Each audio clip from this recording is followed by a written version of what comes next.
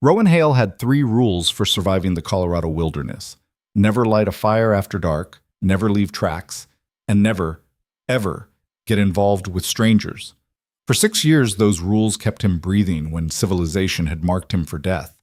But when he found a woman in a crimson silk dress, half frozen in a snowdrift 3 miles from nowhere, bleeding and unconscious, every instinct screamed to walk away. Men were hunting her, dangerous men, the kind who didn't stop. Rowan knew he should leave her to the mountain's mercy. Instead, he made the choice that would shatter everything he'd built, and maybe save them both. Before we begin this journey through the Colorado wilderness, I invite you to join me until the very end. If this story moves you, hit that like button and comment your city below. I'd love to see how far this tale travels across the world. The wind cut through Dead Man's Pass like a blade made of ice and fury, howling through the pines with a sound that could drive a man to madness. Rowan Hale barely heard it anymore. 6 winters in these mountains had taught him to filter out nature's rage the way city folk learn to ignore sirens. It was just the background noise of survival. He moved through the knee-deep snow with the steady, economical gait of a man who measured his energy in days, not hours. His massive frame, 6'4" of muscle hardened by axe work and isolation, cut a dark silhouette against the white landscape. The bare pelt across his shoulders shed snow like water off stone. His beard, thick and dark with threads of premature gray, was crusted with ice from his own breath. The trapline had been good today. 3 rabbits, fat with winter feeding. Enough to last him 4 days if he was careful, longer if the weather turned and he needed to ration. Rowan didn't think about abundance anymore. He thought about enough. Enough food, enough firewood, enough distance between himself and the past that still hunted him in nightmares. He was 2 miles from his cabin when he saw it. A splash of red against the endless white, barely visible through the screen of falling snow. Rowan stopped cold, every muscle tensing. Red in winter was blood, and blood meant predators. Animal or human, it didn't matter. Both were dangerous. His hand moved instinctively to the hunting knife at his belt, leather-wrapped handle worn smooth by years of use. For a long moment, he stood perfectly still, listening beneath the wind's scream. No sounds of struggle, no movement. Whatever had bled here was either dead or close to it. "Walk away," his survival instincts whispered. "Not your business. Not your problem." But something deeper, a remnant of the man he'd been before exile, before survival became his only creed, pulled him forward. The red wasn't blood. It was silk. Rowan's breath caught as he pushed closer, his mind struggling to make sense of what he was seeing. A woman lay half buried in a snowdrift, her body curled in a fetal position of desperate self-preservation. The red silk dress that had caught his attention clung to her like a second skin, completely inappropriate for the high country winter that killed unprepared travelers with casual efficiency. No coat, no boots, just delicate slippers that might have been appropriate for a parlor, but were worse than useless here. Her black hair, long and straight, fanned across the snow like dark water frozen mid-flow. Her skin, what he could see of it, had the grayish-blue tint that preceded death by exposure. She wasn't moving. Rowan crouched beside her, his practical mind already calculating. No visible injuries beyond what the cold had done. No blood trail leading to this spot, which meant she hadn't crawled here wounded. The snow around her was disturbed in a pattern that suggested she'd fallen or been thrown and hadn't gotten back up. He should walk away. Every rule of survival screamed it. A woman alone in the wilderness wearing a silk evening dress meant complications of the worst kind. It meant people looking for her. It meant questions he couldn't afford to answer. It meant the past he'd buried might dig itself up. Rowan stood, turned toward his cabin, took 3 steps, then stopped. Damn it. He'd killed men in his previous life. Necessary kills? Legal kills. But kills nonetheless. He'd done things that still woke him in cold sweats. Things that had driven him to these mountains where the only judgment came from the merciless arithmetic of survival. But he'd never walked away from someone who needed help. That line, once crossed, would make him something even the wilderness couldn't redeem. Damn it, he repeated aloud, his voice rough from disuse. Rowan returned to the woman and knelt in the snow. He stripped off his heavy glove and pressed 2 fingers against her neck, searching for a pulse beneath skin that felt like cold marble. For a terrible moment, he found nothing. Then, Faint as a whisper, irregular as hope, he felt it. Alive. Barely. He had minutes, not hours. Without ceremony, Rowan scooped the woman into his arm. She weighed almost nothing, her body limp and unresponsive. The silk dress was completely soaked through, and he could feel her core temperature through the thin fabric, dangerously low. She needed heat, shelter, and dry clothes immediately, or the mountain would claim her before sunrise. The wind picked up, driving snow into his face with stinging force. Rowan turned his back to it and began the brutal trek toward his cabin, his burden held tight against his chest. 2 miles had never seemed so far. He moved as quickly as the deep snow allowed, his powerful legs driving through drifts that would have stopped most men. His breath came in controlled bursts, creating clouds of vapor that the wind tore away. The woman in his arms remained still as death, offering no resistance, no sound, no sign she was anything but a corpse he was too stubborn to abandon. Halfway home, the storm intensified. Visibility dropped to nearly nothing, and even Rowan's intimate knowledge of these mountains was tested. He navigated by feel and instinct, counting steps, reading the slope of the land through his boots, trusting the internal compass that had kept him alive when whiteouts turned the world into an endless, directionless void. His arms burned with the sustained effort of carrying her, but he didn't slow. Couldn't slow. The cold was winning its race against time, and he was her only chance. The cabin materialized from the white curtain of snow like a promise fulfilled. Small, solid, built low to the ground to shed wind, it was more fortress than home, designed for 1 occupant and 0 visitors. Rowan kicked the door open and stumbled inside, the relative warmth hitting him like a wall. The interior was dark, the banked coals in the fireplace providing only the faintest red glow. Rowan laid the woman on the packed earth floor and moved with practiced efficiency. First, fire. He fed the coals with kindling, blowing gently until flames caught and spread. Light bloomed, pushing back the darkness, and with it came enough heat to matter. Second, dry clothes and warmth. This was where it got complicated. Rowan stared down at the unconscious woman, his mind warring between necessity and propriety. The wet silk had to come off, or she'd die from hypothermia despite his fire. But undressing an unconscious woman felt like a violation of something fundamental, even if the alternative was her death. "She's already dead if you don't," his practical mind insisted. "Modesty is a luxury neither of you can afford." Rowan grabbed his sharpest knife and began cutting away the ruined silk dress. He worked with clinical efficiency, his eyes focused on the task, not the woman. The dress came away in soggy pieces, revealing skin mottled with cold and scraped raw in places where she'd fallen. He saw bruises, old ones, yellowing, and fresh ones, purple and angry. Someone had hurt this woman before the mountain tried to finish the job. He wrapped her in every dry blanket he owned, then positioned her near the fire, close enough for warmth, far enough to prevent burns if she moved unconsciously. Her breathing remained shallow and irregular, her lips still tinged with blue. Rowan filled a pot with snow and set it to melt over the fire. She needed fluids, warmth from the inside out. While the water heated, he checked her extremities. Her hands and feet were ice cold, the fingers stiff. Frostbite was a real possibility, but he wouldn't know the extent of the damage until she warmed enough for blood to return to the tissues. He stripped off his own wet outer layers and hung them to dry, then settled in to wait. There was nothing else to do now. Her survival was between her and whatever force governed life and death in these mountains. Hours crawled past. Rowan fed the fire, kept the cabin warm, and watched the woman for any sign of change. The storm outside escalated to a full blizzard, wind screaming around the cabin's corners with almost human fury. He was grateful for the timing. If he'd found her an hour later in the full force of the storm, they both might have died trying to reach shelter.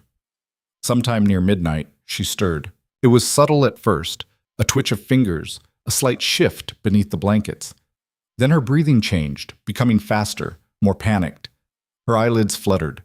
Rowan tensed, every muscle coiled. He'd saved her life, but he had no idea who or what would wake up. Her eyes snapped open. For a heartbeat, they stared at each other across the firelight.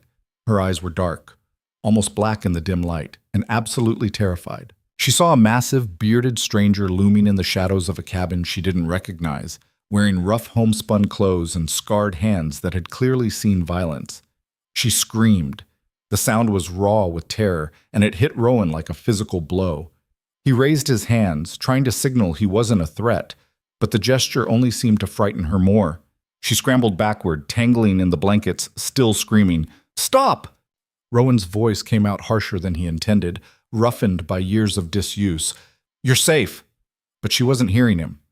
Panic had her completely, and in her thrashing she knocked over the water pot he'd prepared. Hot water hissed across the floor, and the woman lurched to her feet, blankets falling away. Rowan turned his back immediately, giving her privacy even as he heard her ragged breathing behind him. "There are clothes," he said, keeping his voice as gentle as possible while projecting over her panic. "Behind you, on the bench." A long silence followed, broken only by her gasping breaths and the storm's howl outside. "Where am I?" Her voice was small, heavily accented. Chinese, Rowan realized. The words were English, but shaped by a tongue used to different sounds. "My cabin. Dead Man's Pass, Colorado High Country." "Who are you?" "Rowan Hale.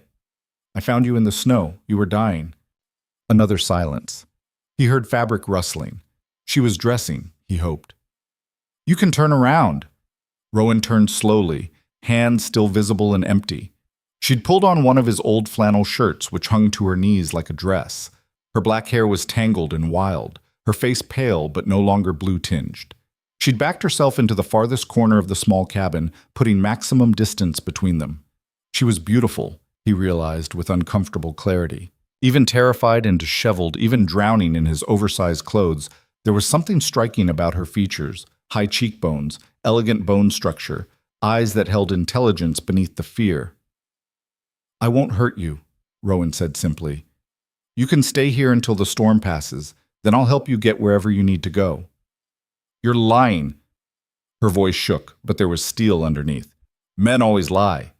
The statement hit him harder than it should have. What had this woman experienced to make that her truth? "I'm not most men," Rowan said quietly. "I'm just a man who lives alone and wants to keep it that way. Soon as the weather breaks, you're free to leave." She studied him with those dark, intelligent eyes, clearly trying to determine if he was telling the truth. The fear didn't leave her face, but it shifted slightly, from absolute terror to wary distrust. "The storm," she said finally. "How long?" Rowan glanced at the shuttered window, though he couldn't see anything through it. He didn't need to. He knew these mountains' moods intimately. 3 days. Maybe 4. It's a bad one. Her face paled further. 4 days? "You're welcome to try leaving earlier," Rowan said dryly. "Mountain doesn't care about your preferences. It'll kill you just as dead whether you believe in it or not." She flinched at his bluntness, but didn't argue. Instead, she wrapped her arms around herself, suddenly looking very small and very lost. "What's your name?" Rowan asked. She hesitated so long he thought she wouldn't answer. Then, almost inaudibly, "Maylene. Maylene Joe." "Maylene," he repeated, testing the unfamiliar sounds. "How did you end up in a silk dress in the middle of a Colorado blizzard?" Her face closed like a door slamming shut. "I don't want to talk about it." "Fair enough." Rowan moved to the fire, deliberately turning his back to show he wasn't a threat. "You hungry?" "No." Her stomach chose that moment to growl loudly, betraying the lie. Rowan almost smiled, but caught himself. This woman was running from something, and whatever it was had taught her to trust no one, especially not strange men who appeared helpful. He began preparing a simple stew from the rabbits he'd trapped, working in silence while Maylene watched from her corner. The cabin was small enough that there was no real privacy, but he kept his movements slow and predictable, giving her time to understand he meant what he said about not hurting her. The storm raged outside, wind hammering the cabin's walls with enough force to make the whole structure creak. Snow found impossible gaps, creating small drifts in the corners where the chinkling had failed. But the fire burned hot, and the cabin held against the wilderness trying to tear it apart. Kind of like the woman in the corner, Rowan thought. Battered by forces beyond her control, but still standing. "The clothes you were wearing," he said finally, keeping his tone neutral. "They're ruined. I'll burn them tomorrow if you want." Maylin's hand went instinctively to the flannel shirt, as if protecting what little she had left. "Yes," she whispered. Burn them. There was a story there, Rowan knew, a bad one, but he didn't push. If she wanted to tell him, she would. If not, that was her right. He finished preparing the stew and ladled 2 portions into carved wooden bowls. He set one on the floor halfway between them, then retreated with his own bowl to the opposite side of the cabin. Eat, he said simply. You need the strength. Maylene stared at the bowl like it might be poisoned. Then, slowly, hunger won out over fear. She crept forward, grabbed the bowl, and retreated back to her corner. The first spoonful was cautious, testing. The second came faster. They ate in silence, and for the first time in 6 years, Rowan's solitary cabin held 2 breathing souls instead of 1. It felt strange, intrusive, wrong. And yet, watching this terrified woman slowly relax as warmth and food worked their magic, Rowan felt something he thought had died in him years ago. Responsibility for something beyond his own survival. The first night was the hardest. Maylene refused to sleep, instead sitting rigid in her corner, watching Rowan with the unblinking intensity of prey monitoring a predator. Rowan tried to ignore her, rolling out his bedroll on the far side of the cabin and turning his back to give her what privacy the small space allowed. But sleep wouldn't come. He was too aware of her presence, too conscious of how his every movement might be interpreted as threatening. Finally, around 3 a.m, he gave up.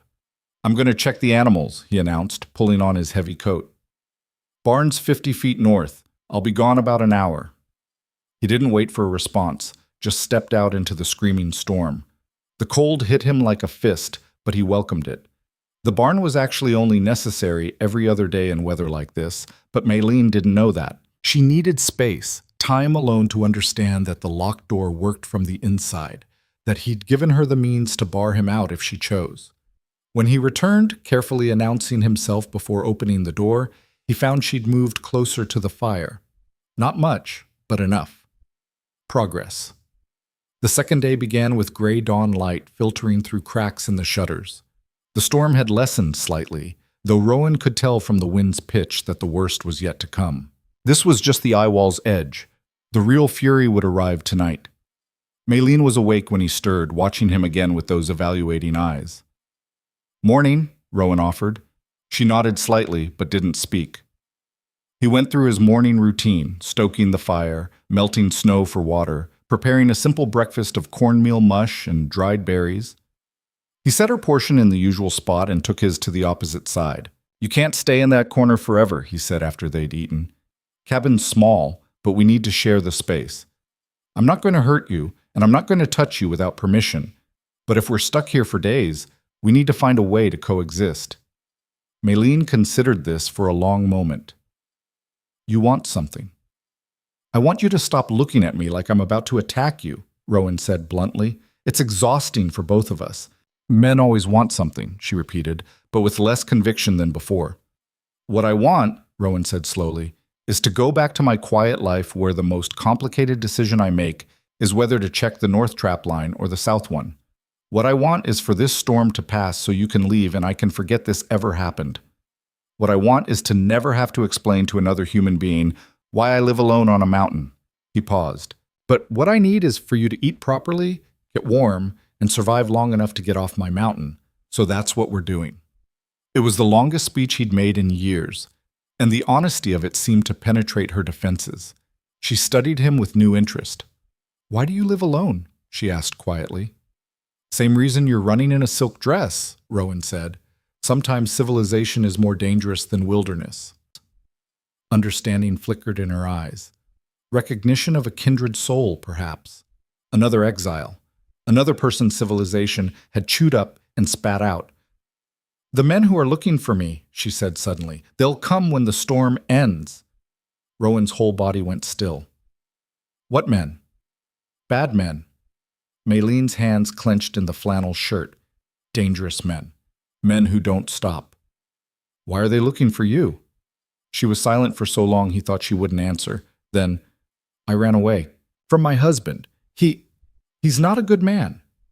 The simple statement carried volumes of pain. Rowan recognized the tone, the careful understatement people used when the truth was too heavy to speak aloud. You're married, he said flatly, unsure why that detail bothered him. Not by choice. Bitterness crept into her voice. My father sold me when I was 18. Contract marriage, $500 and a promise of business connections. She laughed, a harsh sound with no humor in it. I was so stupid. I thought marriage meant partnership, maybe even love eventually. Instead, I got 6 years of being property. Rowan's jaw tightened. He'd seen enough of the world to know this story wasn't unique. Women as commodities, married off for money or power or convenience. But hearing it from this woman, seeing the scars it had left both visible and invisible, ignited a familiar anger he'd thought buried with his old life. So you ran, he said. I ran, she confirmed. 3 weeks ago. Made it to a settlement called Timber Ridge, found work at a boarding house. Thought I was safe. Her voice dropped. Then they found me. My husband's men. They came to the boarding house, said they'd burn it down if the owner didn't hand me over. Mrs. Chen, she was kind, but she had other people to protect. She told me to run. The dress, Rowan said, understanding. You were working when they came. Maylene nodded. Mrs. Chen was having a party. I was serving. When the men arrived, I just ran. Out the back, into the storm. I thought... She trailed off, shaking her head. I wasn't thinking. I just knew I couldn't go back. How did you end up 3 miles from the settlement? I got lost immediately. The storm was so strong, I couldn't see anything. I tried to follow what I thought was the road, but... She gestured helplessly. The cold was winning. I remember falling. After that, nothing until I woke up here. Rowan processed this information, his mind already working through the tactical implications. If her husband had men searching, they'd wait for the storm to clear before expanding their search radius. That gave them maybe 4 or 5 days before this cabin became a target. You can't stay here, he said finally. Maylene's face went very still. I know. I mean, we can't stay here, Rowan clarified. If they're serious about finding you, they'll search every structure within 100 miles. This cabin is on the map, old mining survey from the 70s. Anyone with access to county records can find it. So where do I go? The question was tired, defeated. I have no money, no supplies, no skills for surviving out here. Maybe it's better if they just... No. The word came out harder than Rowan intended. You didn't survive that storm just to give up now. Then what? Maylene challenged. You said it yourself. You want me gone. Fine. Tell me where to go and I'll leave the moment the weather breaks. Rowan stood abruptly and began pacing the cabin's small length. 3 steps one way, 3 steps back. His mind raced through options, discarding most immediately. Taking her to another settlement was suicide. That's where they'd look first. Trying to smuggle her to a city like Denver meant days of travel through country he hadn't navigated in years. Leaving her to fend for herself was essentially murder, which left one option he really didn't want to consider. There's a place, he said finally, north of here, deeper in the mountains. Old hunting lodge, abandoned since before I came here. It's not on any maps, not connected to any trails. If we can get there before they expand their search, you could hide for months without being found. We? Maylene repeated carefully. You can't make it alone, Rowan said bluntly. Not in winter, not without gear and experience. I'll take you there, get you set up with supplies, then come back here. Once they search this place and move on, you're clear. Why would you do that? Suspicion colored her voice again. What do you want from me? Rowan turned to face her directly. Nothing, not a damn thing. I want my quiet life back, and the fastest way to get it is to help you disappear properly. He paused. And maybe because I know what it's like to run from people who won't stop, to have nowhere safe left in the world. The honesty in his voice seemed to convince her where promises wouldn't have. She studied his face for a long moment, then nodded slowly. When do we leave? Day after the storm breaks. Gives us time to prepare and gives them time to think you died in the blizzard. Dead women don't need hunting. The storm reached its peak that night, transforming from fierce to apocalyptic. Wind screamed around the cabin with enough force to make the walls shudder, and snow piled against the northern side until Rowan could barely open the door.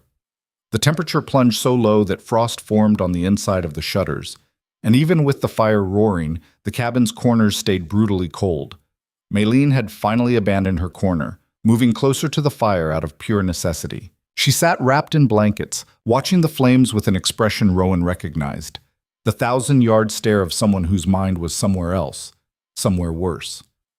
"Tell me about the hunting lodge," she said suddenly, breaking hours of silence. Rowan looked up from the trap he was repairing. "Not much to tell.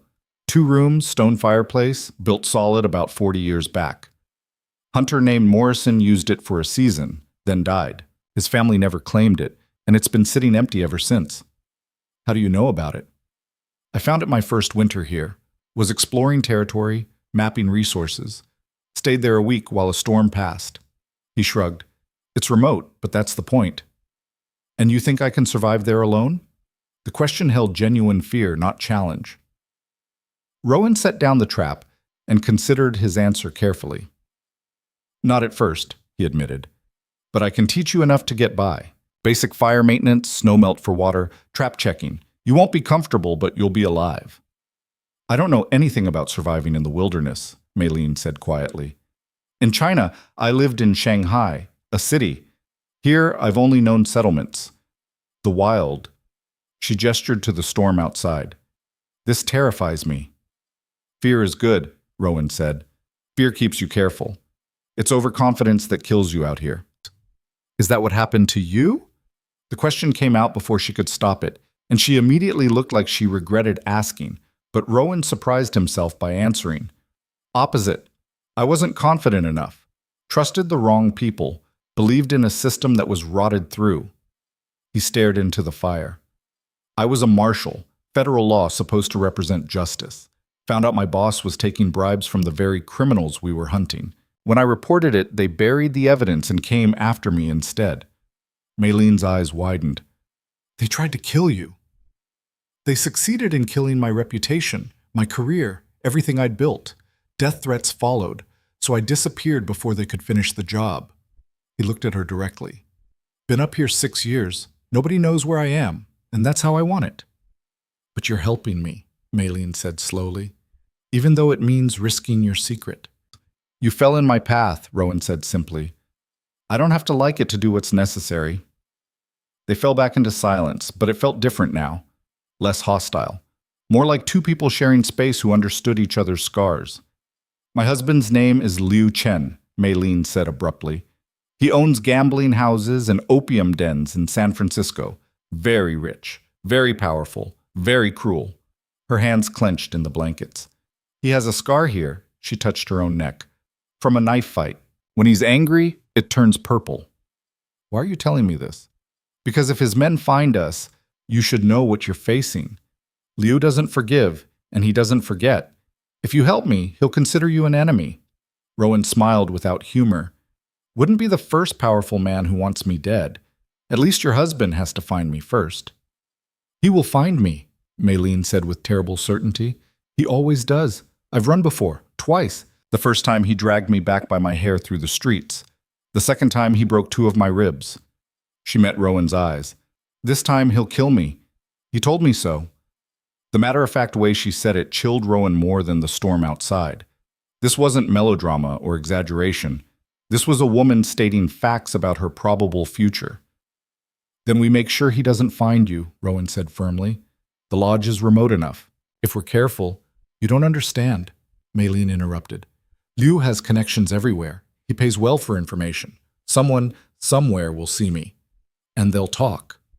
"Not if no one sees you," Rowan countered. "That's why we're going deeper into the mountains, away from settlements and trails. You stay hidden, stay smart, and you can disappear completely." "Like you did?" "Like I did." Maylene studied him for a long moment, then asked the question he'd been dreading. "Are you lonely?" The answer came faster than Rowan expected, welling up from some honest place he thought he'd locked away. "Every damn day." Her expression softened with understanding. "Me too. Even when I was surrounded by people, I was alone. Liu made sure of it, isolated me, controlled who I spoke to, monitored everything I did." She laughed bitterly.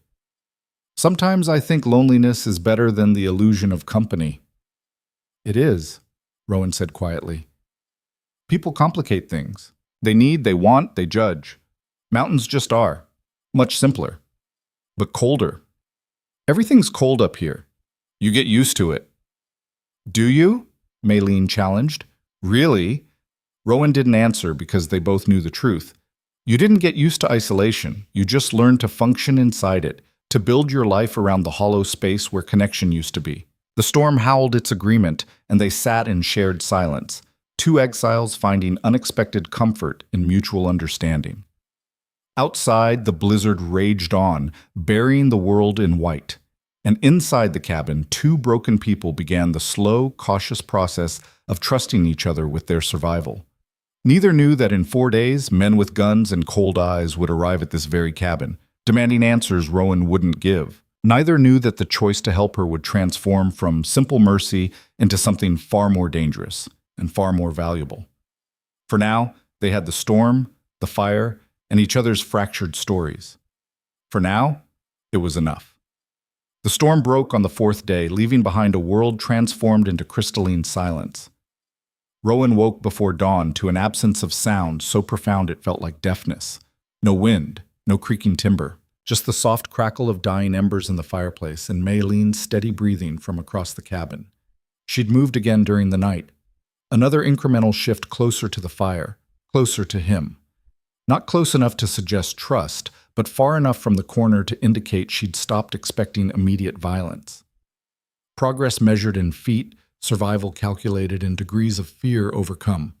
Rowan rose carefully, not wanting to wake her. She looked younger in sleep, the tension that carved lines around her mouth smoothed away by unconsciousness. A purple bruise still shadowed her left cheekbone, fading now, but testament to violence recently endured. He wondered how many other scars she carried beneath the borrowed clothes, invisible but permanent. He stepped outside into a landscape remade by snow. Drifts reached halfway up the cabin's walls, and the pines bent under the weight of white so pure it hurt to look at in the emerging dawn light. The cold bit deep, well below zero, the kind of cold that could kill exposed skin in minutes. But it was still, and still meant they could move. 2 days. That was his window. 2 days to prepare Maylene for the journey north, to gather supplies, to teach her enough survival skills that she wouldn't die the moment he left her at the hunting lodge. It wasn't enough time, not nearly, but it was all they had before Leo's men expanded their search pattern. When Rowan returned inside, Maylene was awake and sitting by the fire, combing her long black hair with her fingers. She'd braided it loosely, a practical choice that made her look more prepared for wilderness than the terrified woman in silk who'd woken screaming 4 days ago. "The storm stopped," she said. It wasn't a question. "Yes." "So we leave today?" "Tomorrow, at first light. Today we prepare." Rowan moved to the storage area he'd carved into the cabin's stone foundation. "You need to learn some things first. Basic skills that might keep you alive." Maylene stood, wrapping a blanket around her shoulders. "What kind of things?" "Fire starting, water collection, reading weather signs, trap maintenance." He pulled out a pack frame and began checking the leather straps. "The lodge has supplies I cached there years ago, but you need to know how to manage them." "1 day isn't enough time to learn all that." "No," Rowan agreed bluntly. "It's not, but it's what we have, so we make it count."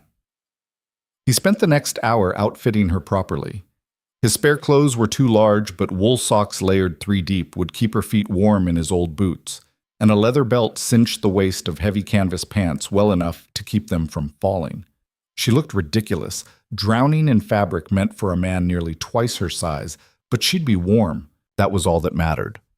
"The first rule of winter survival," Rowan said as he adjusted the pack straps on her shoulders, "is staying dry. Wet clothes kill you faster than anything else out here.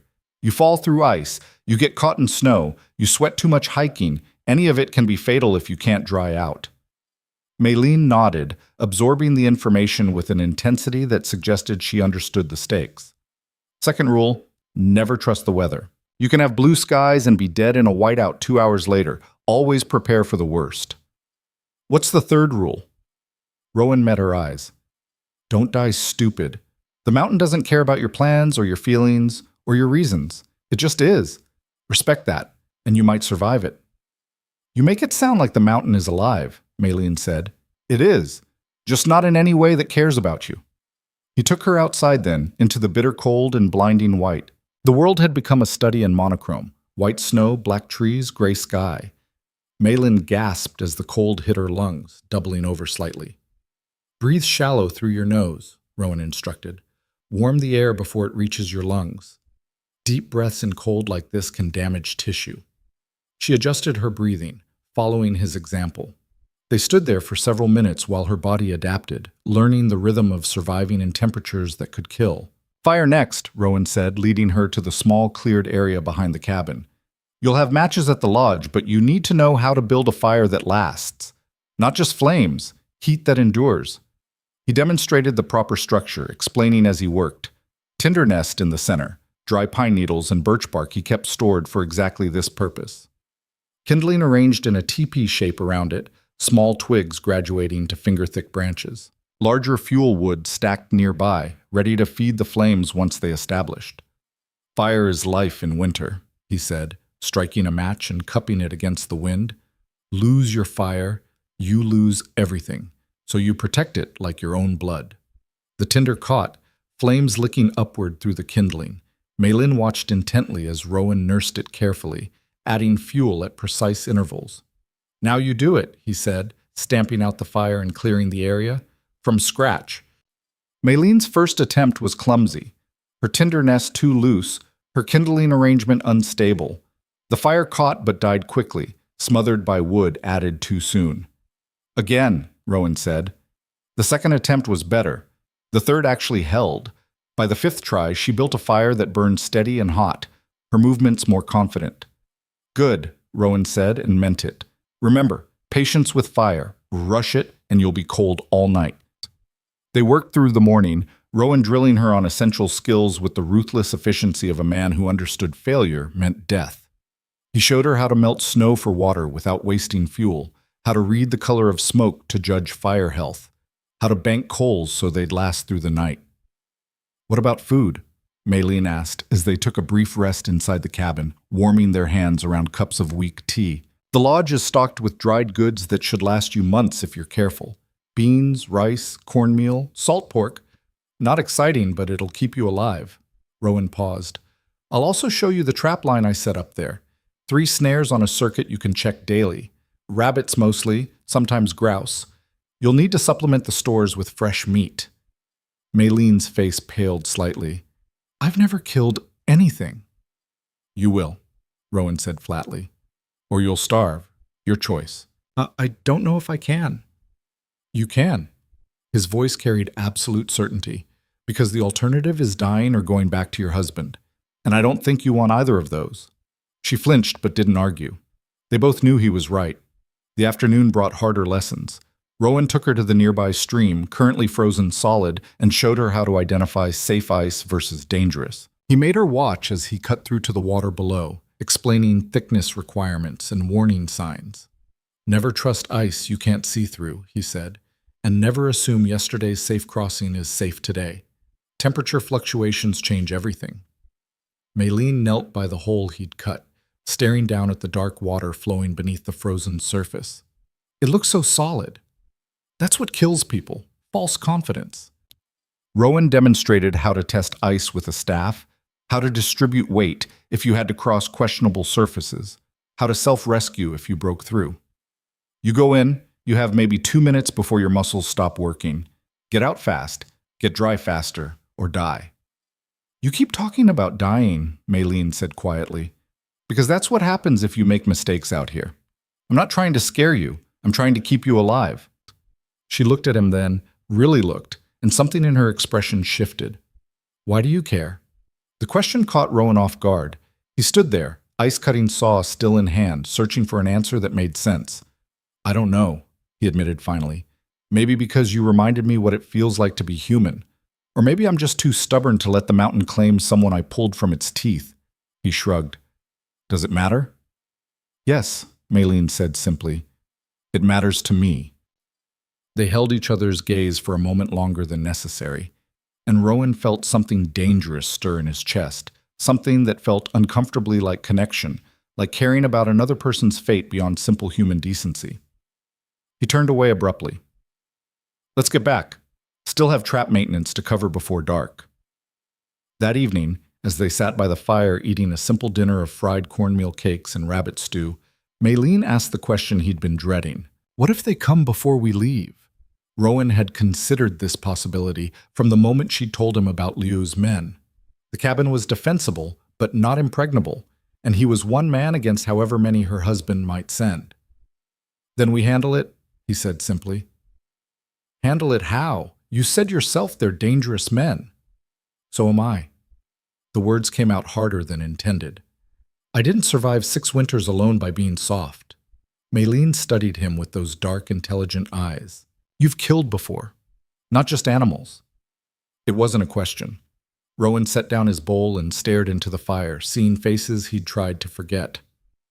I was a lawman for 12 years, he said quietly. Federal marshal, like I told you, killed 6 men in the line of duty. All justified, all legal, all necessary. He paused. Didn't make them any less dead. Didn't make their faces go away. Is that why you came here? The killing? Part of it. The killing, the corruption, the lies. It all piled up until I couldn't breathe anymore. When they came after me for reporting my boss, it was almost a relief. Gave me permission to disappear. He looked at her directly. I'm not a good man, Maylene. I'm just a man who's good at surviving. I don't believe that, she said softly. Good men don't exist in my experience. But men who try despite everything, those are rare. Before Rowan could respond, a sound cut through the night stillness. Distant but distinct. Horses. Multiple horses, moving through snow.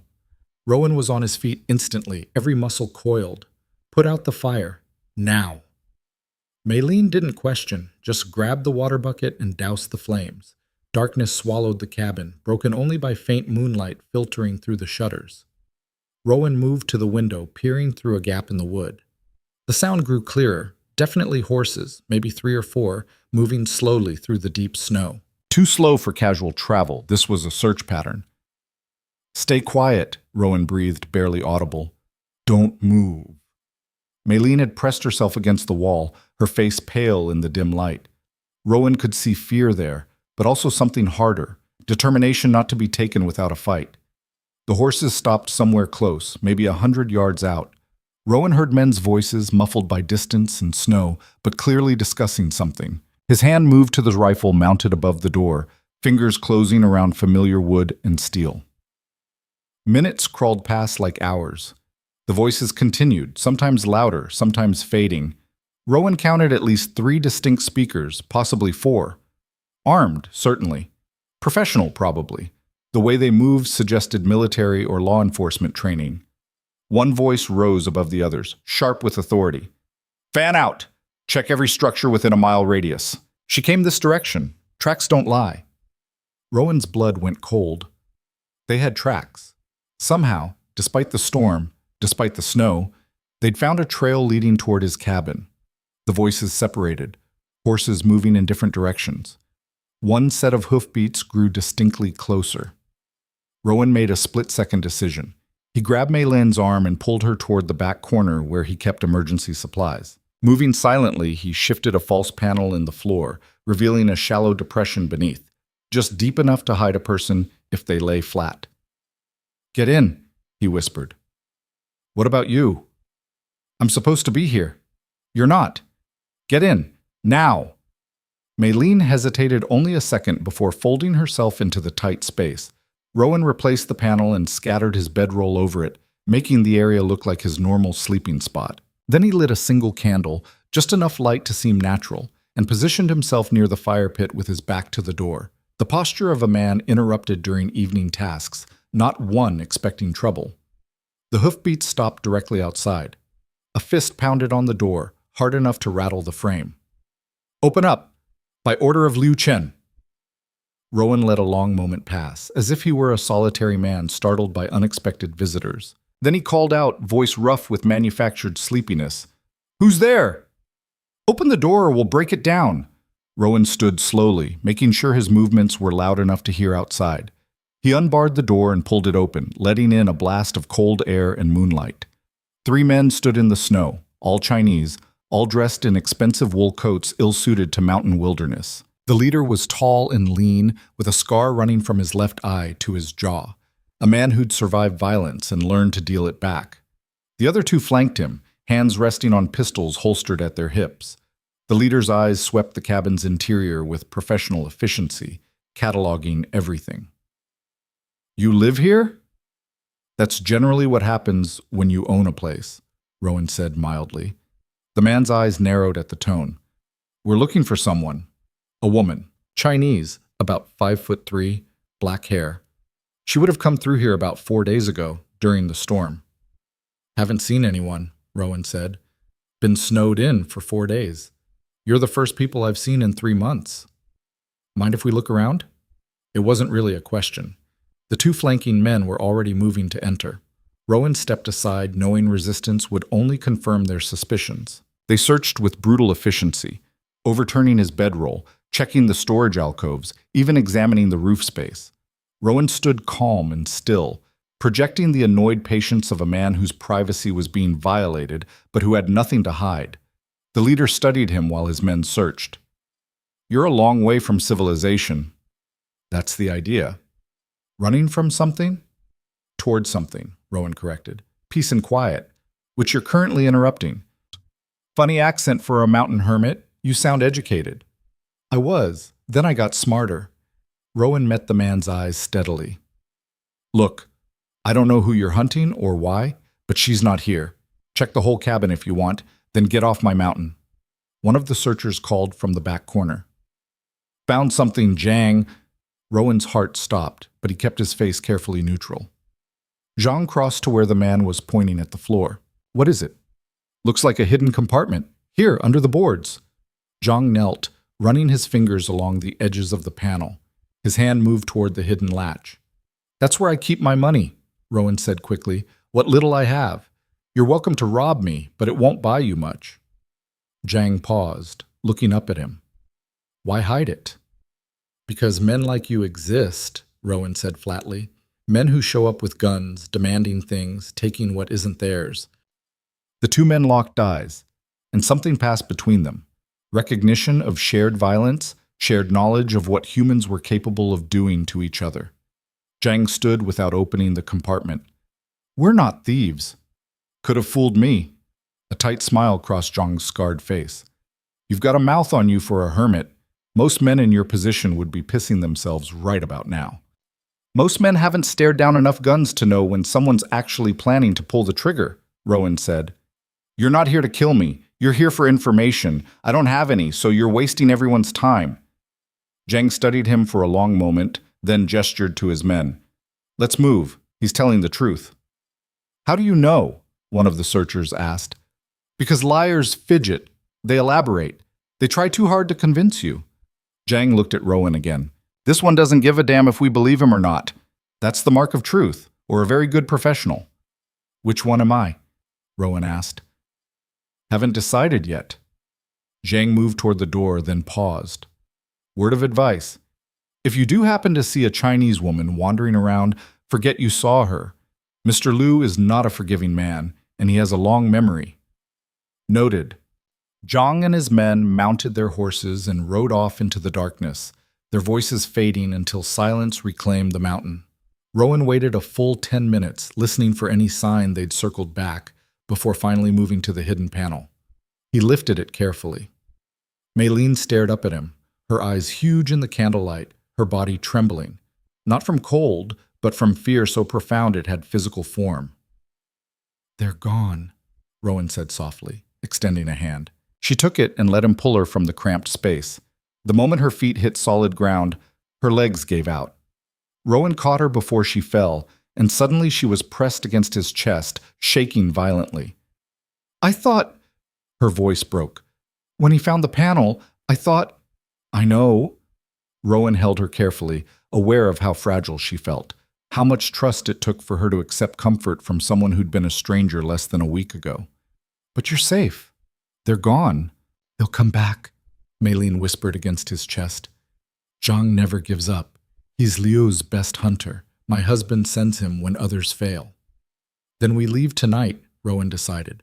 "Right now. Pack light, move fast, be gone before they expand the search pattern." Maylene pulled back, looking up at him. "It's too dangerous to travel at night." It's more dangerous to be here when they return. Rowan was already moving, gathering supplies with practiced efficiency. Jang is smart, smarter than most.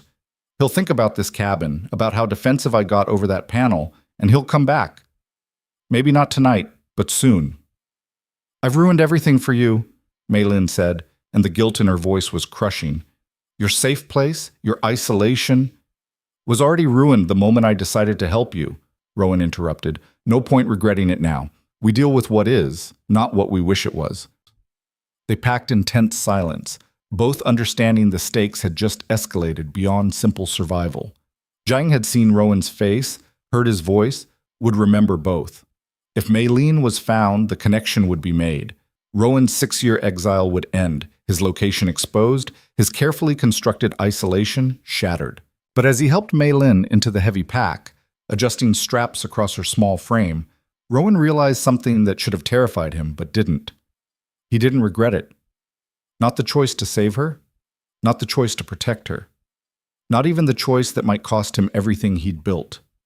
For 6 years he'd lived safely, quietly, alone. And he'd been slowly dying inside that safety. Maybe this woman, with her silk dress and her desperate flight and her husband's hunters on her trail, was the catalyst he'd needed without knowing it. The thing that forced him back into the world of risk and consequence and caring about something beyond mere survival. Ready? He asked. Maylin nodded, though fear still haunted her eyes. Where are we going? North, Rowan said, extinguishing the candle and plunging them into darkness. Deep into territory Jang won't think to search. And we don't stop until I say it's safe. They slipped out into the frozen night, 2 shadows moving through moonlight-painted snow. Behind them, the cabin stood dark and empty, a shell already belonging to the past. Ahead lay mountains that killed the unprepared and sheltered the desperate. And somewhere in those mountains, if they could reach it before dawn, waited a hunting lodge that might become sanctuary or tomb. The choice, as always, belonged to the wilderness. Rowan and Maylin were just hoping it would be merciful. The mountain at night was a different creature entirely, beautiful and merciless in equal measure. Moonlight transformed the snow into a luminous carpet that seemed to glow from within, casting enough light to navigate by but creating shadows deep enough to hide fatal drops and hidden crevasses. Rowan moved through this alien landscape with the confidence of intimate knowledge, while Maylin followed in his footsteps, literally placing her boots in the tracks he left behind. They'd been walking for 2 hours, climbing steadily north through terrain that grew progressively more hostile. The temperature had dropped further, and their breath formed clouds that crystallized on their scarves and collars. Maylin hadn't complained once, though Rowan could hear her breathing growing labored as the altitude increased and exhaustion accumulated. "We need to rest," he said finally, stopping in a small clearing sheltered by massive pines. "I can keep going," Maylin protested, but her voice carried the thin quality of someone running on pure determination. "I know you can, but you shouldn't." Rowan shrugged off his pack and began clearing snow from a protected spot beneath the largest tree. "We push too hard now. You'll collapse later when we can't afford it. Better to rest while we can choose the timing." Maylin sank gratefully onto the improvised seat he'd created from packed snow and pine boughs. Her face was pale in the moonlight, lips slightly blue despite the scarf wrapped around her lower face. Rowan pulled out his canteen and handed it to her. "Small sips. Don't gulp." She drank carefully, then handed it back. "How much further?" 6 miles, maybe 7. We'll reach the lodge around dawn if we maintain this pace." He studied the sky, reading weather signs invisible to untrained eyes. "Should hold clear till then, but there's another storm building. 2 days out, maybe 3. "How can you tell?" "The way the wind smells, temperature patterns, how the stars look through the atmosphere." Rowan gestured vaguely upward. "You live up here long enough, you learn to read what's coming." "Teach me," Maylin said suddenly. Rowan looked at her in surprise. "Why?" "Because if I'm going to survive alone at that lodge, I need to know everything you know, or at least enough to not die stupid." She repeated his words back to him with a slight smile. "You said that was the 3rd rule." Despite everything, Rowan felt his mouth quirk upward. "You were paying attention." "I always pay attention. My life has depended on it for 6 years." The simple statement carried devastating weight. Rowan understood then that her survival skills had been honed in a different wilderness, one of human cruelty, where reading moods and anticipating violence meant the difference between relative safety and broken ribs. "All right," he said. "Weather reading, lesson 1. See how the pine boughs are weighted." He pointed to the trees surrounding them. "Snow is heavier on the north faces, which tells you prevailing wind direction. But look at the uppermost branches. See how they're starting to lift slightly?" Maylene followed his gesture, squinting in the dim light. "I think so. That means pressure change, air movement from a different direction than normal. When you combine that with the ring around the moon," he pointed upward at the distinct halo surrounding the lunar disk, "you know a storm system is approaching. The ring means ice crystals high in the atmosphere, which precede weather changes by 1 to 3 days. And the smell? Metal. You smell metal in the air before a storm. Some people say it's the rain, but up here it's snow coming." Rowan breathed deep. "Can you smell it?" Maylene inhaled carefully, then shook her head. "I don't know what I'm smelling for." "Give it time. Your senses will sharpen once you're living it daily." He stood, extending a hand to help her up. "Ready to keep moving?"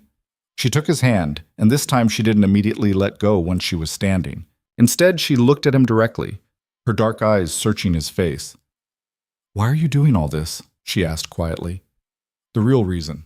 Not the survival logic or the convenience of getting rid of me. The actual reason." Rowan could have deflected, could have retreated behind the walls he'd built so carefully. But something about the night, the isolation, the shared danger made honesty feel necessary. "Because I know what it's like to run," he said finally. "To have nowhere safe, no one you can trust, nothing but the clothes on your back, and the hope that tomorrow might be different than yesterday." He paused. "And because for 6 years I've told myself that isolation was strength, that not needing anyone made me safer. But maybe I was just becoming less human, less capable of caring about anything. And I changed that? You reminded me it was still possible. Whether that's good or bad, I haven't decided yet." Maylene held his gaze for a long moment, then squeezed his hand once before releasing it. "For what it's worth, I think it's good. Being human, I mean, even when it hurts." They resumed walking, but something had shifted between them, a deeper understanding, a fragile trust built on shared vulnerability. The miles passed in companionable silence, broken only by necessary warnings about terrain and occasional instructions about navigation. As they climbed higher, the landscape became increasingly dramatic. Sheer rock faces rose on their left, while steep drop-offs fell away into darkness on their right. The path, if it could be called that, was little more than a game trail, barely wide enough for single-file travel. One misstep would send someone tumbling hundreds of feet down slopes too steep to survive. "Stay close," Rowan warned, "and don't look down. Just watch where you're stepping." "Easy to say," Maylene muttered, but she kept pace, her movements careful and deliberate. They were halfway across a particularly treacherous section when Rowan heard it, the distant crack of a rifle shot, echoing through the mountains like thunder. He froze instantly, one hand shooting out to stop Maylene. "Don't move." "What was that?" "Gunfire. Maybe 2 miles south." Rowan's mind raced through possibilities. Could be hunters, but more likely Jang circled back to the cabin and fired a signal shot when he found it empty. "He knows we're running. He knows someone left in a hurry. Could be me relocating for winter, could be anything." But Rowan didn't believe his own reassurance, and clearly neither did Maylene. Another shot cracked through the night, this one answered by 2 more from different directions.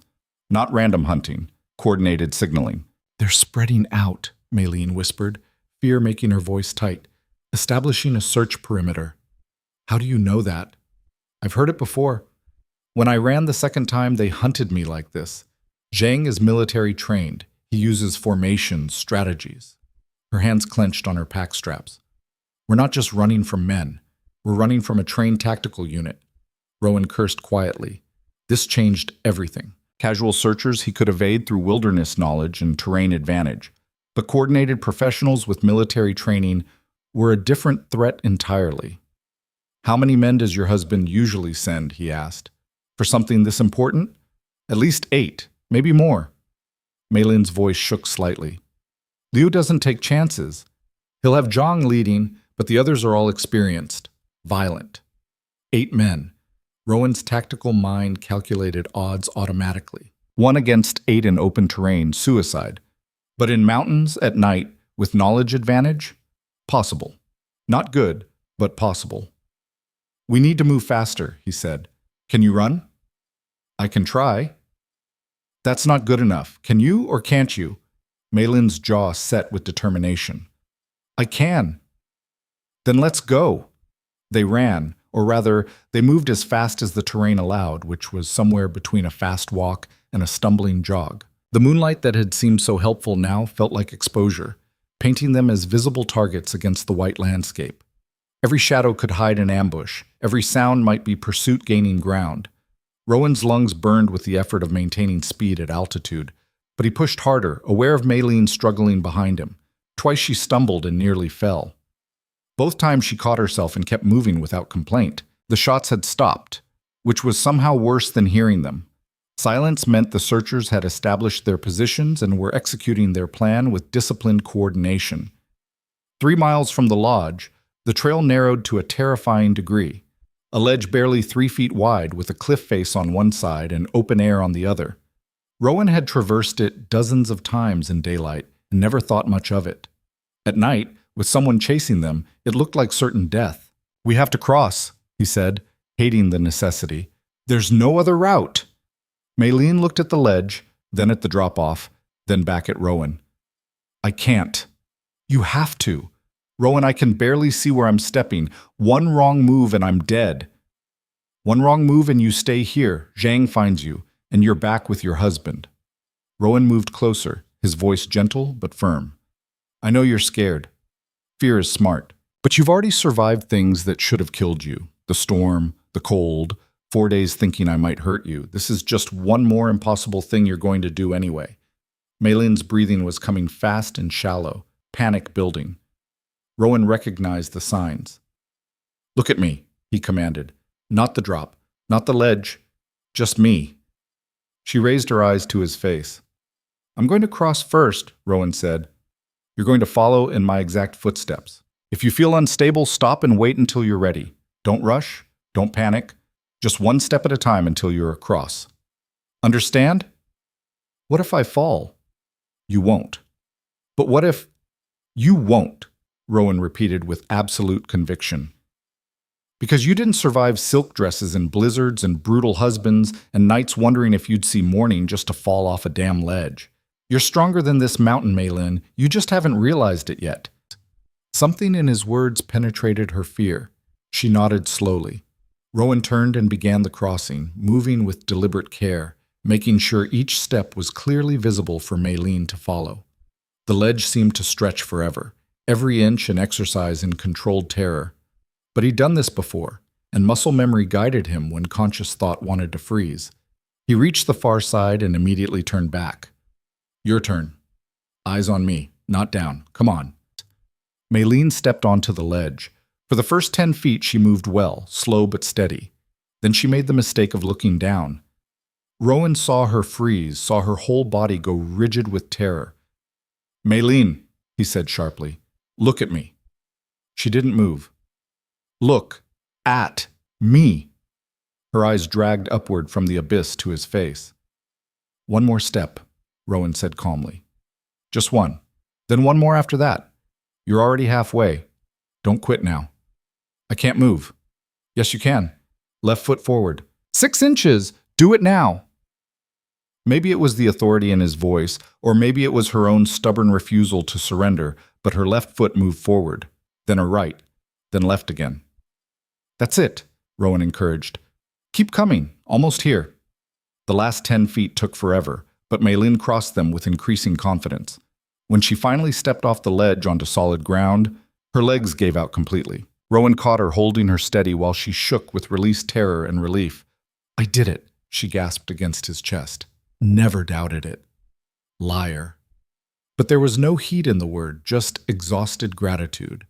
They rested for barely 2 minutes before Rowan insisted they keep moving.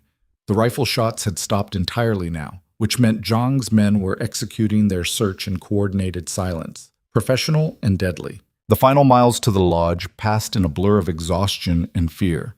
Maylene was running on pure will by this point, her breathing ragged, her movements increasingly uncoordinated.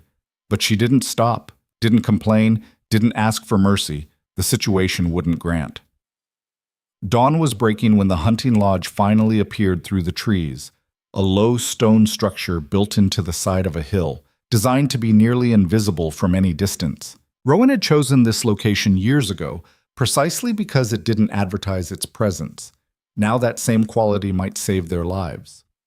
He led Maylene to the heavy wooden door, removed the concealed key from beneath a rock, and ushered her inside. The interior was dark and cold, but it was shelter. Safety. At least temporarily. Maylene collapsed onto the floor the moment they were inside, her body finally giving up the fight it had sustained through sheer determination. Rowan quickly checked the windows, shuttered and secure, then began the process of making the lodge habitable. Fire first. Always fire. Within 20 minutes, flames were crackling in the stone fireplace, and the temperature was beginning to rise. Rowan checked the supplies he'd cached here. Still intact, still viable. Enough food for months if rationed carefully. Water source was the stream 50 yards north, currently frozen but accessible. Defensible position with good sight lines. They could hold here. The question was whether they'd need to. Maylene had fallen asleep where she collapsed, too exhausted even to remove her pack. Rowan gently pulled it free and covered her with blankets from the storage chest. She didn't stir, lost in the absolute sleep of complete physical depletion. Rowan positioned himself near the window, watching the tree line for any signs of movement. The sun was fully up now, revealing a landscape of stunning beauty and brutal indifference. Somewhere out there, Jang and his men were searching, following whatever trail they'd found, determined to complete their mission. Hours passed. Morning shifted toward afternoon. No movement, no sounds, nothing. Rowan was beginning to think they'd successfully evaded pursuit when Maylene woke with a sharp gasp, sitting bolt upright. "Easy," Rowan said without turning from the window. "You're safe. We're at the lodge." "How long did I sleep?" 4 hours, give or take." Maylene stood shakily and moved to join him at the window. "Any sign of them?" "Nothing. Either they searched different territory, or they're being more careful than I gave them credit for." "They're being careful," Maylene said with certainty. "Jang never rushes. He plans, prepares, then strikes when you think you're safe." "Comforting." "I'm not trying to comfort you. I'm trying to keep us alive." She looked at him directly. "You don't know these men like I do." "They won't give up just because we ran. They'll search every structure, every cave, every possible shelter within 100 miles. Eventually, they'll find this place." "Maybe," Rowan acknowledged, "but by then you'll know how to survive here alone. I'll lead them away, draw them south, make them think you're heading for the settlements." "You'd do that? Risk yourself as bait?" "Already decided to risk myself when I pulled you from that snowdrift," Rowan said. "This is just the logical next step." Maylene was quiet for a long moment, staring out at the mountains. When she spoke again, her voice was soft. "I don't want you to die for me." "Not planning to die at all, just planning to make sure Jang follows the wrong trail while you disappear completely." He finally turned to look at her. "You'll stay here, learn the territory, become invisible. By spring, when the pass is clear, you can relocate somewhere even more remote. Start over completely." "Alone. That was always the plan." "I know. Just feels different now." Maylene wrapped her arms around herself. "These past few days, having someone who sees me as a person instead of property, who teaches instead of controls, who helps instead of hurts." She paused.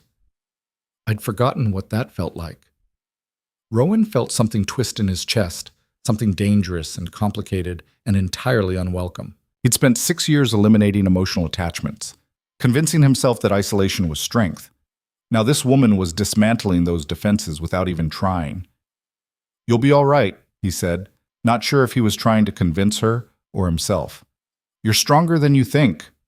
You keep saying that, because it keeps being true." Before Maylene could respond, a sound cut through the conversation, distant but distinct. Voices, men calling to each other, coordinating positions. Rowan's hand went instantly to his rifle. They found us. How? Doesn't matter. What matters is we're trapped. He ran through options with tactical speed. The lodge had 2 exits, front door and a back window that led to the cliff face. Neither offered escape with armed men surrounding the position. The voices grew closer. Through the window, Rowan saw movement in the trees. 4 men spreading out in professional formation, weapons drawn and ready. "Rowan, hail!" Jang's voice carried clearly through the cold air. "We know you're in there, and we know you have Mrs. Liu's property." Property. The word hung in the air like poison. Rowan looked at Maylene. Her face had gone pale, but her jaw was set with fierce determination. "Don't give me to them," she said quietly. "Whatever happens, don't let them take me back." "Not planning to." "I mean it. I'd rather die here than go back to Liu." "Nobody's dying," Rowan said firmly. He checked his rifle, loaded, ready. The revolver at his hip held 6 rounds. Against 4 men, possibly more hidden in reserve, the odds weren't good. But they weren't impossible either.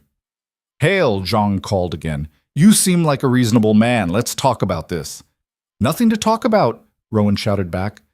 "You're trespassing on private property. Leave before I make you leave." A pause. Then, "Mr. Liu is prepared to be generous. Return his wife, and he'll compensate you for your trouble. $500. Maybe you walk away from this rich instead of dead." "I walk away from this the same way I walked in. Alone, and not giving a damn about your employer's domestic problems." Another pause, longer this time. Rowan could almost hear Jang calculating, adjusting strategy. "You're protecting a thief, Hale. Mrs. Liu stole property worth thousands. Return her and the stolen goods and everyone walks away clean." Maylene's sharp intake of breath told Rowan this was news to her too. "What is he talking about?" Rowan asked quietly. "I don't know. I didn't take anything. I just ran."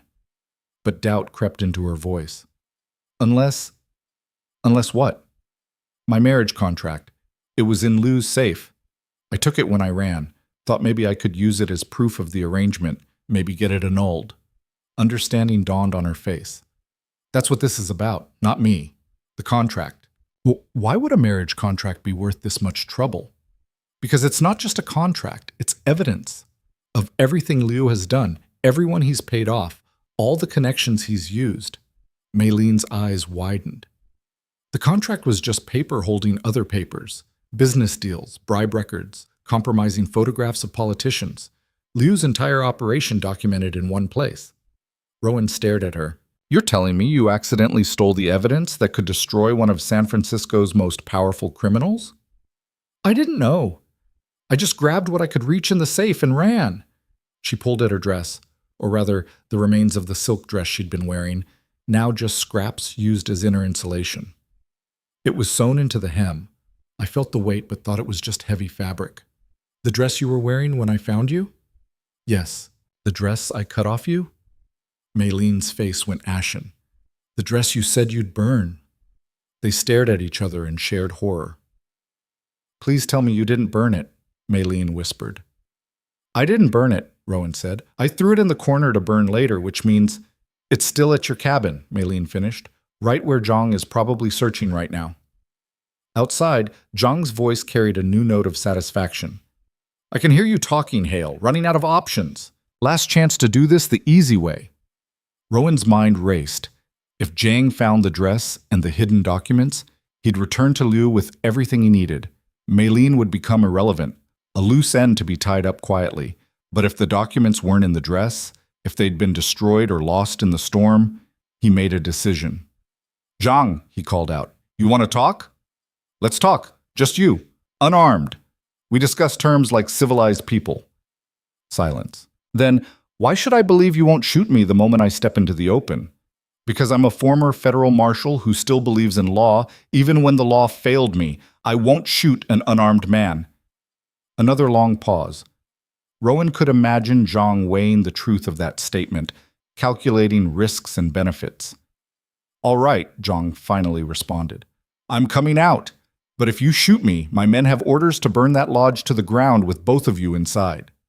"Understood." Rowan turned to Maylene. When he gets here, let me do the talking.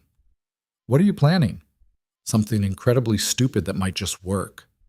Jang emerged from the tree line slowly, hands visibly empty and raised to shoulder height. He walked with the confidence of a man who knew his backup was ready to act if needed. When he reached the lodge's front door, he stopped. "I'm here," he called. "Open up." Rowan cracked the door open, rifle trained on Jang's chest. "Stop there. State your business." Jang smiled, a cold expression that didn't reach his eyes. "My business is retrieving Mr. Liu's property, both the woman and the documents she stole. The woman has a name, and she says she didn't steal anything. Then she's lying. The documents were in the safe. She opened the safe. They're gone." Zhang's expression hardened.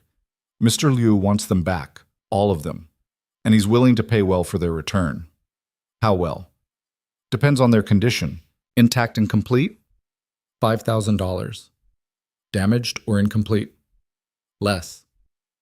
$5,000. Rowan let out a low whistle. "Must be some important papers." "They are. To certain people." Zhang studied him carefully. "You seem like a smart man, Hale. Smart enough to recognize an opportunity. Take the money, hand over the woman and whatever she's hiding, and this all ends peacefully. And if I refuse?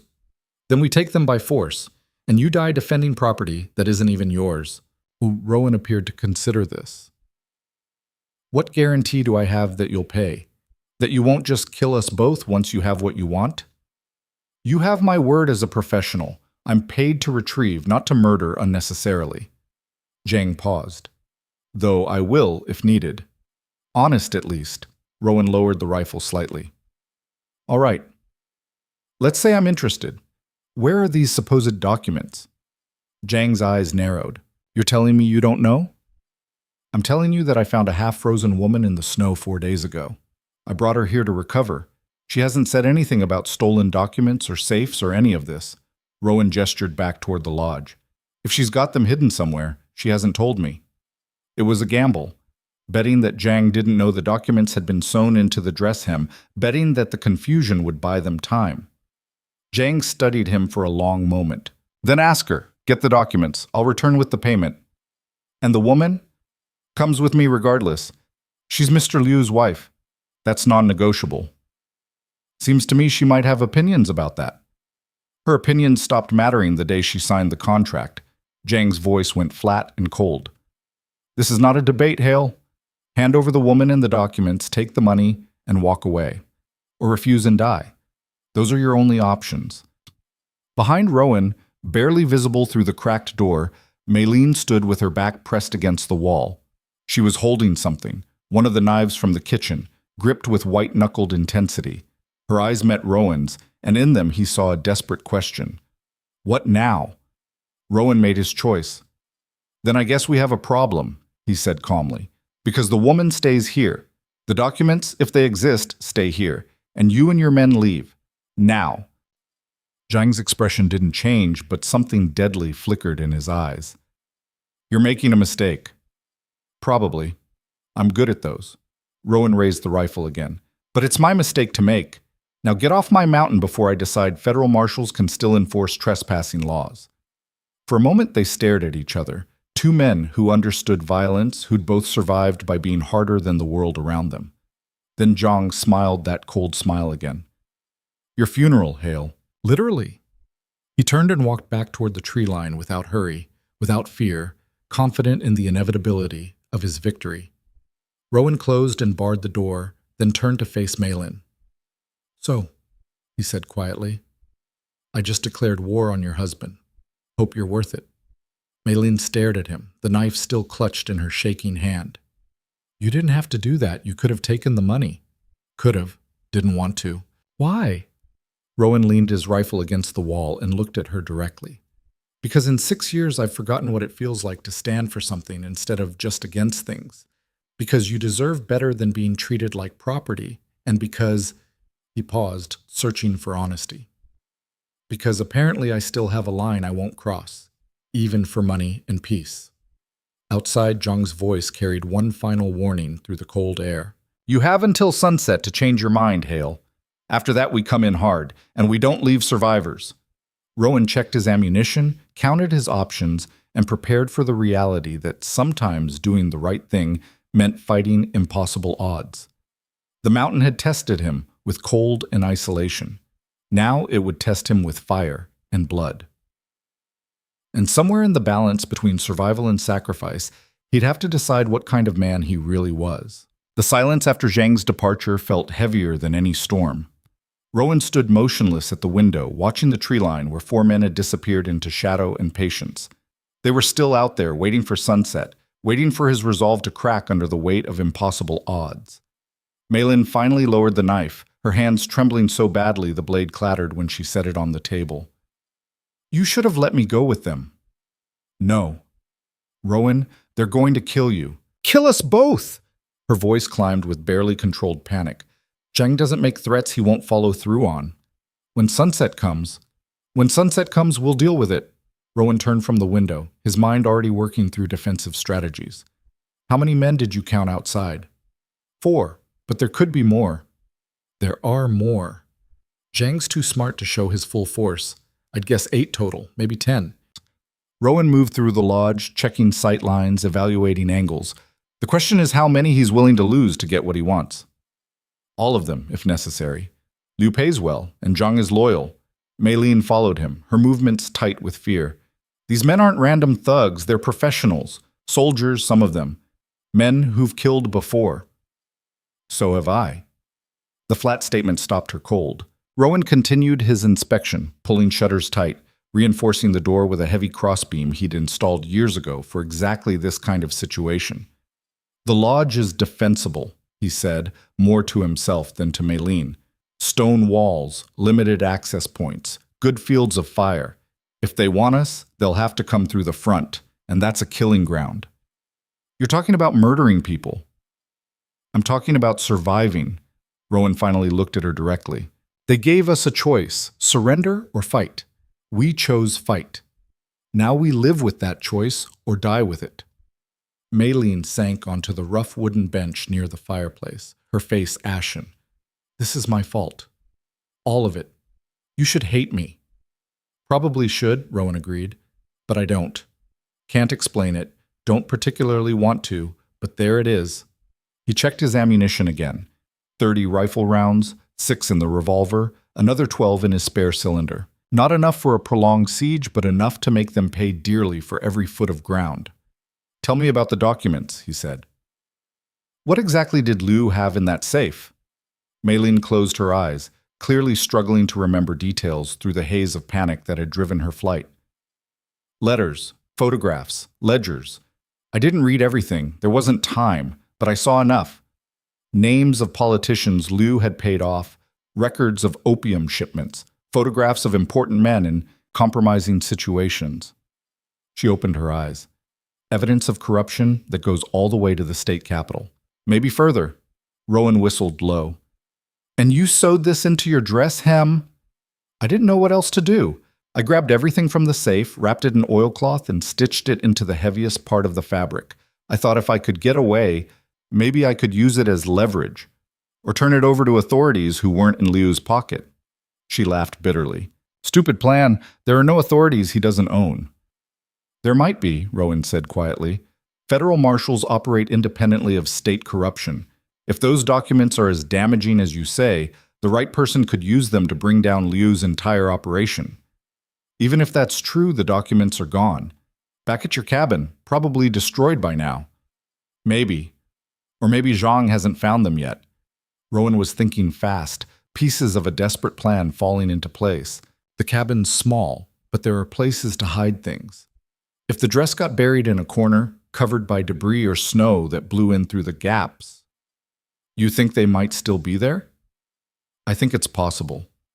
And if they're still there, Jang doesn't have what he came for, which changes everything. Maylin stood abruptly. "We have to go back. If there's even a chance those documents survived, we're not going anywhere. Jang has the place surrounded, and it's 6 miles of open ground between here and the cabin." Rowan shook his head. "We'd be dead before we made it halfway. So we just wait here to die?" "We wait here to fight. There's a difference." Rowan pulled out a rough map he'd drawn years ago, showing the terrain around the lodge. Jang has numbers and firepower, but we have position, knowledge of the ground, and something he doesn't, desperation. Desperate people are dangerous. He spread the map on the table, and Maylene leaned in to study it. What's your plan? Make it cost them. Every approach to this lodge is exposed. The front requires crossing 30 yards of open ground. The back window leads to a cliff face. Anyone coming that way is climbing, which means they're vulnerable. The sides are protected by stone walls too thick for bullets to penetrate.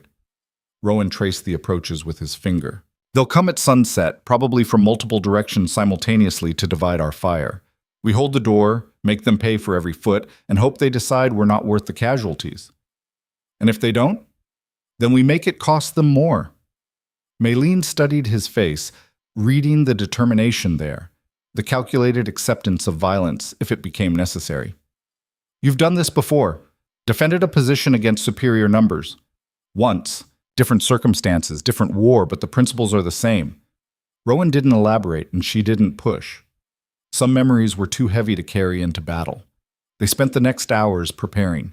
Rowan positioned spare ammunition where he could reach it quickly, cleared fields of fire, set up secondary positions in case the main defense failed. Maylene worked beside him, following instructions without argument, her fear transmuting into focused determination. Can you shoot? Rowan asked, offering her a spare revolver. She took it hesitantly. Liu taught me. Said a wife should know how to protect his property. The irony wasn't lost on either of them. I'm not good, but I can hit what I'm aiming at if it's close enough. Close is all we need. Rowan showed her how to load and reload quickly, how to brace for recoil, how to aim for center mass instead of trying for precision shots. You only shoot if they breach the door. And if they do, you empty the cylinder. Don't hesitate, don't think about it, just shoot. I don't know if I can kill someone. You won't know until the moment comes, but I'd rather you have the option than face them unarmed. The afternoon crawled toward evening with agonizing slowness. The sun tracked across the sky, each passing hour bringing them closer to Jang's deadline. Rowan maintained watch at the window, scanning for movement, counting visible men and calculating how many remained hidden. 3 o'clock, Maylene said suddenly. By that tall pine. Someone moved. Rowan focused where she indicated and caught the briefest flash of movement. Good eyes. That makes 5 we can confirm. Means at least 3 more we can't see. How are you so calm about this? I'm not calm. I'm controlled. There's a difference. Rowan checked his rifle for the dozenth time, more from ritual than necessity. Fear is just information. It tells you the stakes are real. The trick is using it without letting it use you. Where did you learn that? Hard experience. The kind that kills you if you don't learn fast enough. He glanced at her. You're learning it now. I can see it in how you move, how you think. You're not the same woman who woke up screaming in my cabin 5 days ago. Maylene considered this. I feel different. Harder somehow. Is that good? Depends on what you do with it. Hardness can be armor or it can be prison. The trick is knowing when to put it on and when to take it off. Before she could respond, Jang's voice carried across the clearing, amplified by the stillness and the snow. Hail! We found something interesting at your cabin. Rowan's jaw tightened, but he didn't respond. A silk dress, Jang continued. Torn to pieces, but definitely the one Mrs. Liu was wearing. We searched it thoroughly. Maylin's hand found Rowan's arm gripping tight. He covered her hand with his, a gesture of reassurance he wasn't sure he could back up. Want to know what we found? Jang's voice carried amusement now. Nothing. No documents, no evidence, nothing but ruined silk and broken dreams. Rowan and Maylene exchanged glances. Was he lying? Or had the documents truly been lost, destroyed in the cutting, scattered in the chaos, buried in snow? Which means, Jang continued, that you're protecting a woman for nothing. She doesn't have what we want. Hand her over, and this ends. No one else has to die. He's lying, Maylene whispered. He has to be. If he really found nothing, he'd have already left. Jang doesn't waste time on lost causes. Unless Liu wants you back regardless of the documents. Then why offer to negotiate? Why not just attack? Maylene shook her head. He's fishing, trying to get us to reveal whether we have them or where they might be. Rowan considered this, his tactical mind working through the angles. You might be right, which means we have leverage we didn't know we had. He moved to the door, cracked it slightly, and shouted back. If you found nothing, then you're here for nothing. Take your men and leave. Can't do that. Mr. Liu wants his wife back. With or without the documents. She's not property to be returned. She's a human being with rights. Jang's laughter was cold and mocking. Rights? Out here? The only rights are the ones you can enforce with bullets. And we have more bullets than you, Hale. Quality beats quantity. Ask any man who's been in real combat. A pause. Then, I have been in real combat. Korean War, 2nd Infantry Division. I know exactly what I'm doing. Do you? The question hung in the air like a challenge. Rowan recognized it for what it was. A professional calling to another professional, acknowledging shared experience even across opposing sides. Enough to make you regret testing me, Rowan called back. Then let's stop playing games. Jang's voice hardened. You have until sunset to send out Mrs. Liu. After that, we come in, and there won't be enough left of this lodge to burn. The door slammed shut, conversation over. Rowan returned to his position at the window, mind racing through scenarios and probabilities. He was testing you, Maylene said, seeing if you'd fold under pressure. I know, and now he knows I won't. Rowan checked the sun's position, maybe 90 minutes until it touched the horizon. We should eat something. Can't fight on an empty stomach. They prepared a quick meal from the cached supplies, dried venison, hardtack, water melted from snow. It was tasteless and mechanical, fuel for a body preparing for violence. Neither spoke much, both lost in thoughts of what the next hours might bring. Rowan, Maylene said finally, breaking the silence, if something happens to you, if I survive and you don't. I need to say this. She set down her tin cup and looked at him directly. These past few days, you've given me something I thought I'd lost forever. Hope. The belief that there are still good people in the world who help without expecting payment, who see humans instead of property. Her voice thickened with emotion.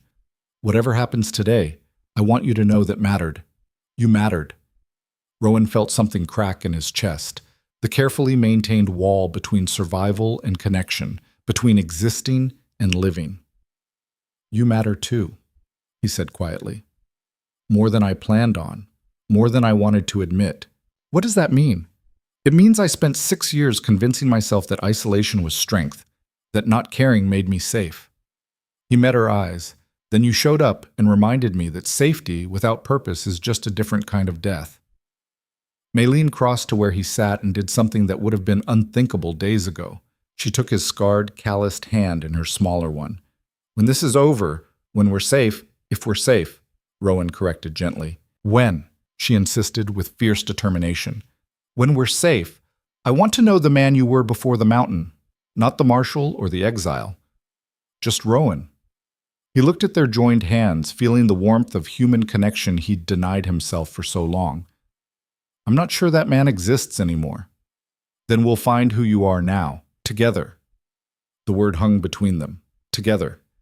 A concept so foreign to Rowan's last 6 years it might as well have been a different language. And yet hearing it from her lips, seeing the honesty in her dark eyes, he felt something shift in his fundamental understanding of what survival could mean. The sun continued its relentless descent toward the horizon. Shadows lengthened across the snow, painting the world in shades of gold and gray. In another context, it would have been beautiful. Now it was just a countdown to violence. Rowan positioned himself at the main window, rifle ready. Maylene took the secondary position he'd set up, revolver loaded, hands steadier than they had any right to be. Remember, Rowan said, wait for my signal. Don't shoot until I do. Conserve ammunition, and if they breach the door, run for the back window and go over the cliff. I remember. Maylene's voice was calm, accepting. I won't let them take me alive. It won't come to that. But if it does, promise me you'll do what you have to do. Don't die trying to save me if the situation's hopeless. Rowan didn't respond, because they both knew he'd already decided otherwise. Some choices were made not with logic, but with the heart's stubborn refusal to abandon what it had claimed as worth protecting. The sun kissed the horizon, painting the snow crimson and gold. Beautiful and terrible, like so much of the mountain's character. And in that bleeding light, Rowan saw movement. Men emerging from cover, spreading out in tactical formation, preparing for the assault Jang had promised. "They're coming," he said quietly. Mayleen's breathing quickened, but her hands remained steady on the revolver. "How many?" "8 confirmed. Could be more in reserve." Rowan tracked the lead figure, Jang himself, moving with the confident precision of a combat veteran. "They're going to rush the door." Standard breach tactics. Overwhelming force. Simultaneous entry points. "Can we hold?" "We're about to find out." Jang stopped 30 yards from the lodge, clearly visible in the dying light. He raised one hand and his men halted their advance, settling into firing positions. "Last chance, Hale!" Jang shouted. "Send out the woman, or we end this the hard way." Rowan's finger rested lightly on the trigger, his breathing calm and measured despite the adrenaline singing through his veins. 6 years of isolation, 6 years of running from confrontation, and it had all led to this moment, standing between an innocent woman and the violence that hunted her. Maybe this was always how it was going to end. Maybe the mountain had been preparing him for exactly this, teaching him to survive so he could choose what was worth dying for. "Your answer, Hale," Jang demanded. Rowan looked at Mayleen one last time. She met his gaze and nodded, permission, understanding, shared acceptance of whatever came next. Then Rowan turned back to the window and gave his answer. "Come and take her." The words were barely a whisper, but they carried the weight of absolute conviction. Zhang's hand dropped. 8 men surged forward through the snow, weapons raised, death in their eyes and orders driving their purpose. Rowan's first shot took the lead man in the chest, dropping him instantly. The crack of the rifle echoed across the clearing like thunder, and suddenly the silence of negotiation shattered into the chaos of combat. Return fire peppered the lodge's walls, bullets thudding into stone and wood. Rowan worked the rifle's action, muscle memory taking over, each shot placed with precision, born of years of practice and stakes that demanded perfection. A second man went down, then a third. But they were still coming, spreading out to make harder targets, laying down suppressing fire that forced Rowan to duck from the window. Splinters exploded from the doorframe as concentrated fire tried to create a breach point. "Mayleen!" Rowan shouted over the chaos. "Watch the back window!" "I see movement," she called back. 2 men climbing the cliff face. Rowan had expected this, the simultaneous assault designed to divide their defense. He couldn't be in 2 places at once, which meant Mayleen would have to hold the back while he held the front. "When they reach the window, shoot!" he commanded. "Don't wait for them to get inside." He returned to his position, firing through the shutter gaps with calculated precision. Another man fell, clutching his leg. Not a kill shot, but enough to take him out of the fight. 4 down, 4 still advancing. Jang was among them, moving with the practiced efficiency of a man who'd survived worse than this. He was directing his remaining men with hand signals, coordinating their assault even as bullets flew around him. The door shuddered under a massive impact. Someone had brought a battering ram, probably a heavy log from the forest. Once, twice, 3 times it struck, and Rowan heard the crossbeam beginning to crack. Behind him, Mayleen's revolver cracked twice in rapid succession. A scream followed, one of the climbers falling from the cliff face. "One more still coming," she shouted, fear and determination mingled in her voice. Rowan had seconds to decide. Hold the front and let the back fail, or abandon his position to help Mayleen. Either choice could kill them both. The door shuddered again, splinters flying from the impact point. They were almost through. Rowan made his choice. He abandoned the window, grabbed a heavy cast iron pan from the kitchen area, and rushed to where Mayleen stood frozen at the back window. Her revolver pointed at a man who'd just grabbed the window ledge. The man's head appeared, eyes wide with triumph that died the moment Rowan swung the pan in a brutal arc. The impact was sickening, metal meeting skull with a sound that would haunt both of them later. The climber fell backward into darkness without a sound, but the diversion had cost them. The front door exploded inward, the crossbeam shattering under repeated impacts. 3 men poured through the opening, weapons raised. Rowan spun, bringing his rifle up, but they were too close, too fast. The lead man's pistol cracked, and Rowan felt fire tear through his left shoulder. The impact spun him around, and he crashed against the wall. Maylene screamed his name, her revolver barking in the enclosed space. One attacker went down, but the other two were already on them. Through the haze of pain and adrenaline, Rowan saw Jang enter the lodge, his pistol trained not on Rowan but on Maylene. "Enough!" Jang commanded, his voice cutting through the chaos. "Everyone stop, or I put a bullet in her brain." The remaining attackers froze. Maylene stood with her empty revolver, eyes wide but defiant. Rowan slumped against the wall, blood soaking through his shirt, his rifle on the floor where he dropped it. Jang surveyed the carnage.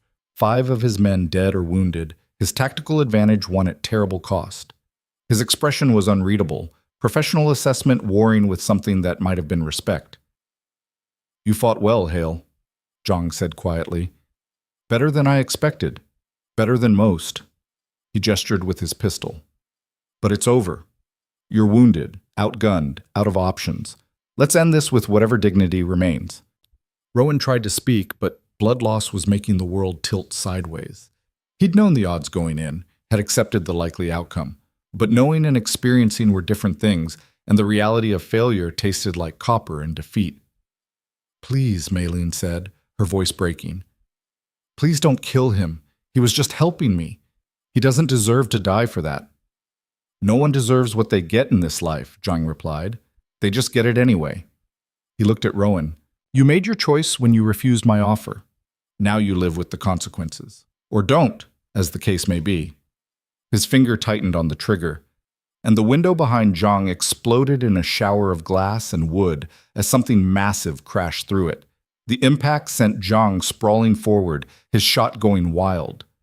Rowan had a confused impression of movement, of violence unleashed, of his remaining attackers suddenly dealing with a threat they hadn't anticipated. Through the haze of blood loss, Rowan's mind struggled to process what he was seeing. Men shouting in alarm, weapons firing, and then, impossibly, a familiar voice cutting through the chaos.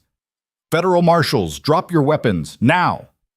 Men in winter gear bearing the distinctive badges of federal law enforcement poured through the shattered door and window.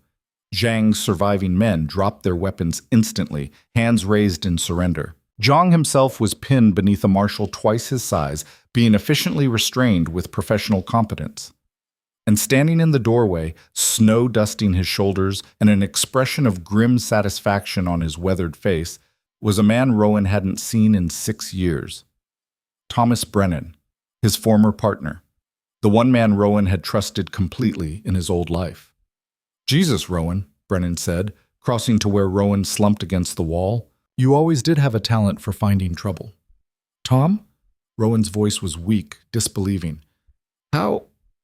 Why?" "Long story. Short version.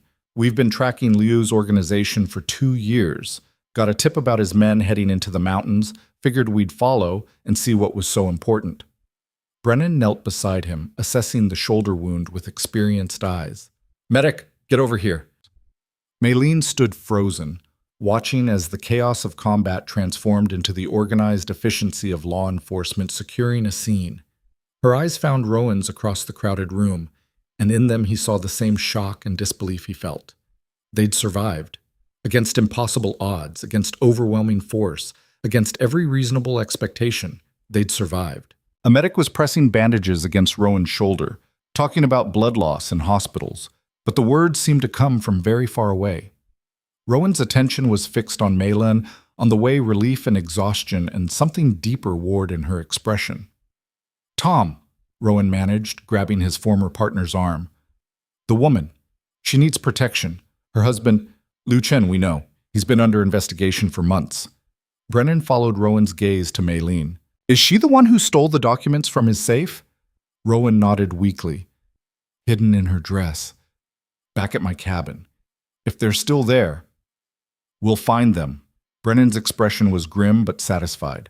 "If they're half as damaging as our informant suggested, we'll finally have enough to bring down Liu's entire operation." "She gets immunity," Rowan said, his voice hardening despite the pain. "Whatever deals you make, she walks away free and clear, non-negotiable." "Rowan, non-negotiable, Tom. She's the victim here, not the criminal. Liu forced her into marriage, abused her, made her a prisoner. She ran because it was that or die. You give her immunity, protection, a new identity if needed. Or I don't cooperate at all. Brennan studied his former partner's face, reading the absolute conviction there.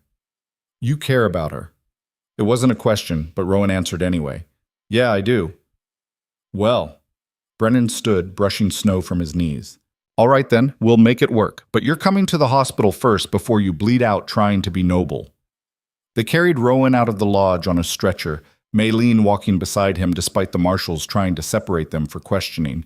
She held his uninjured hand, her grip fierce and grounding.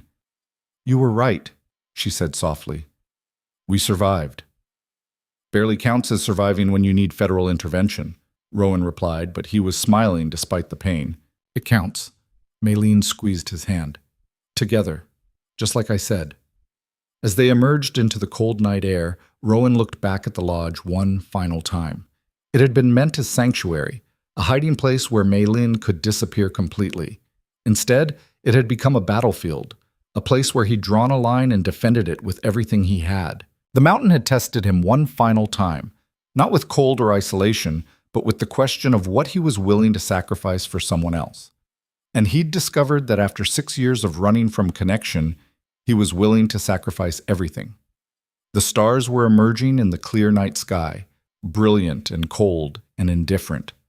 Somewhere in those mountains, his cabin sat empty, a life of isolation abandoned for something far more complicated and infinitely more valuable. He didn't know what came next: hospitals and interrogations, testimony and trials, the complete dismantling of the careful isolation he'd built. But Maylene's hand was warm in his, and her presence beside him felt like the first real thing he'd experienced in years. The mountain had taken everything from him, and in the taking had given him something worth keeping. The hospital in Denver smelled like antiseptic and old coffee, sounds of hushed conversations, and distant monitors creating a rhythm Rowan had forgotten existed in the world beyond mountains. He'd been there 3 days, the bullet wound in his shoulder requiring surgery to repair damaged muscle and extract fragments that had lodged near bone. The doctors said he was lucky. 2 inches to the right and the shot would have severed his subclavian artery. He would have bled out in minutes, federal rescue or not. Rowan didn't feel lucky. He felt caged. The hospital room was small but clean, with a window overlooking the city he'd fled 6 years ago. Denver had grown in his absence. New buildings reaching toward the sky, streets crowded with automobiles and electric trolleys that hadn't existed when he'd disappeared into wilderness. The world had continued without him, indifferent to his exile, and now it demanded he rejoin it whether he wanted to or not. Maylene sat in the chair beside his bed, where she'd spent most of the past 3 days despite the marshal's repeated attempts to separate them for formal questioning. She'd refused to leave, and eventually Brennan had given up trying to move her, posting a guard outside the door instead, and conducting interviews in the hospital room itself. She looked different now, cleaned up and wearing clothes that actually fit. A simple gray dress provided by a victim's assistance program, her long black hair braided and pinned in a practical style.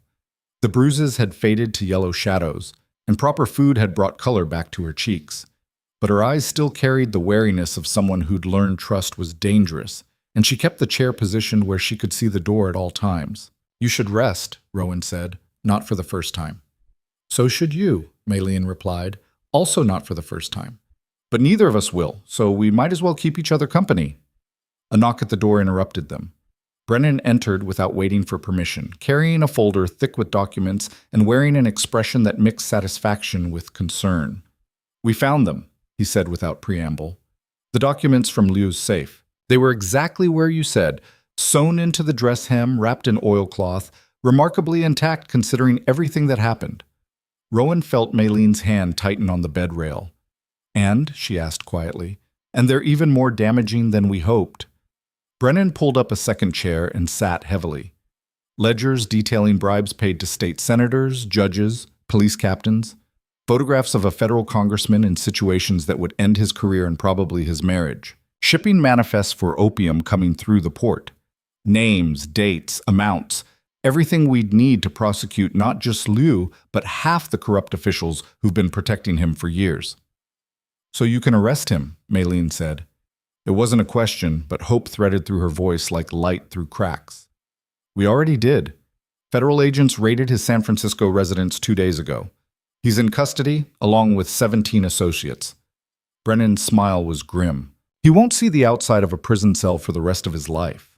Multiple counts of racketeering, trafficking, bribery, conspiracy. The evidence is overwhelming. Malin's breath left her in a rush, and for a moment Rowan thought she might faint. He reached for her hand with his good arm, and she gripped it like an anchor.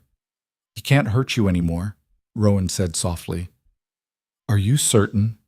Malin looked at Brennan with desperate intensity. "Liu has connections everywhere. He's escaped consequences before. What if this time is different?" Brennan interrupted firmly. "We didn't just arrest him. We dismantled his entire operation, seized his assets, arrested his lieutenants, exposed every politician in his pocket. The man has no money, no power, no way to reach you even if he wanted to." He paused. "And for what it's worth, Mrs. Liu, your marriage contract was part of the evidence we recovered. Our legal team has already filed paperwork to have it annulled on grounds of coercion and human trafficking. You're not his wife anymore, legally or otherwise." The words seemed to break something in Malin, some last barrier holding back 6 years of accumulated pain and fear. She bent forward, shoulders shaking with silent sobs, tears falling freely for the first time since Rowan had known her. He sat up despite the pull of stitches and pain medication, wrapping his good arm around her shoulders while she wept against his chest. Brennan looked away, giving them what privacy he could in the small room. When Malin finally lifted her head, eyes red but expression lighter than Rowan had ever seen it, Brennan continued in a gentler tone. "There's more we need to discuss about your situation, both of you." "The immunity deal," Rowan said. "Already approved. Mrs. Liu..." Brennan caught himself. "Ms. Zhou will not face any charges related to the theft of documents or her flight from Liu. As far as the federal government is concerned, she's a victim who helped bring down a major criminal enterprise. She'll be eligible for witness protection if she wants it, along with financial assistance to start over wherever she chooses." "I don't want witness protection," Malin said immediately. "I don't want another false identity, another life built on hiding. I want to be myself." "Finally." "That's your choice," Brennan acknowledged. "But you should know that while Liu is in custody, not all of his associates have been caught. Some fled, some went underground. There's a small chance—" "I'll take my chances," Malin interrupted. "I've spent 6 years as property, 3 weeks running, and 4 days in a hospital room.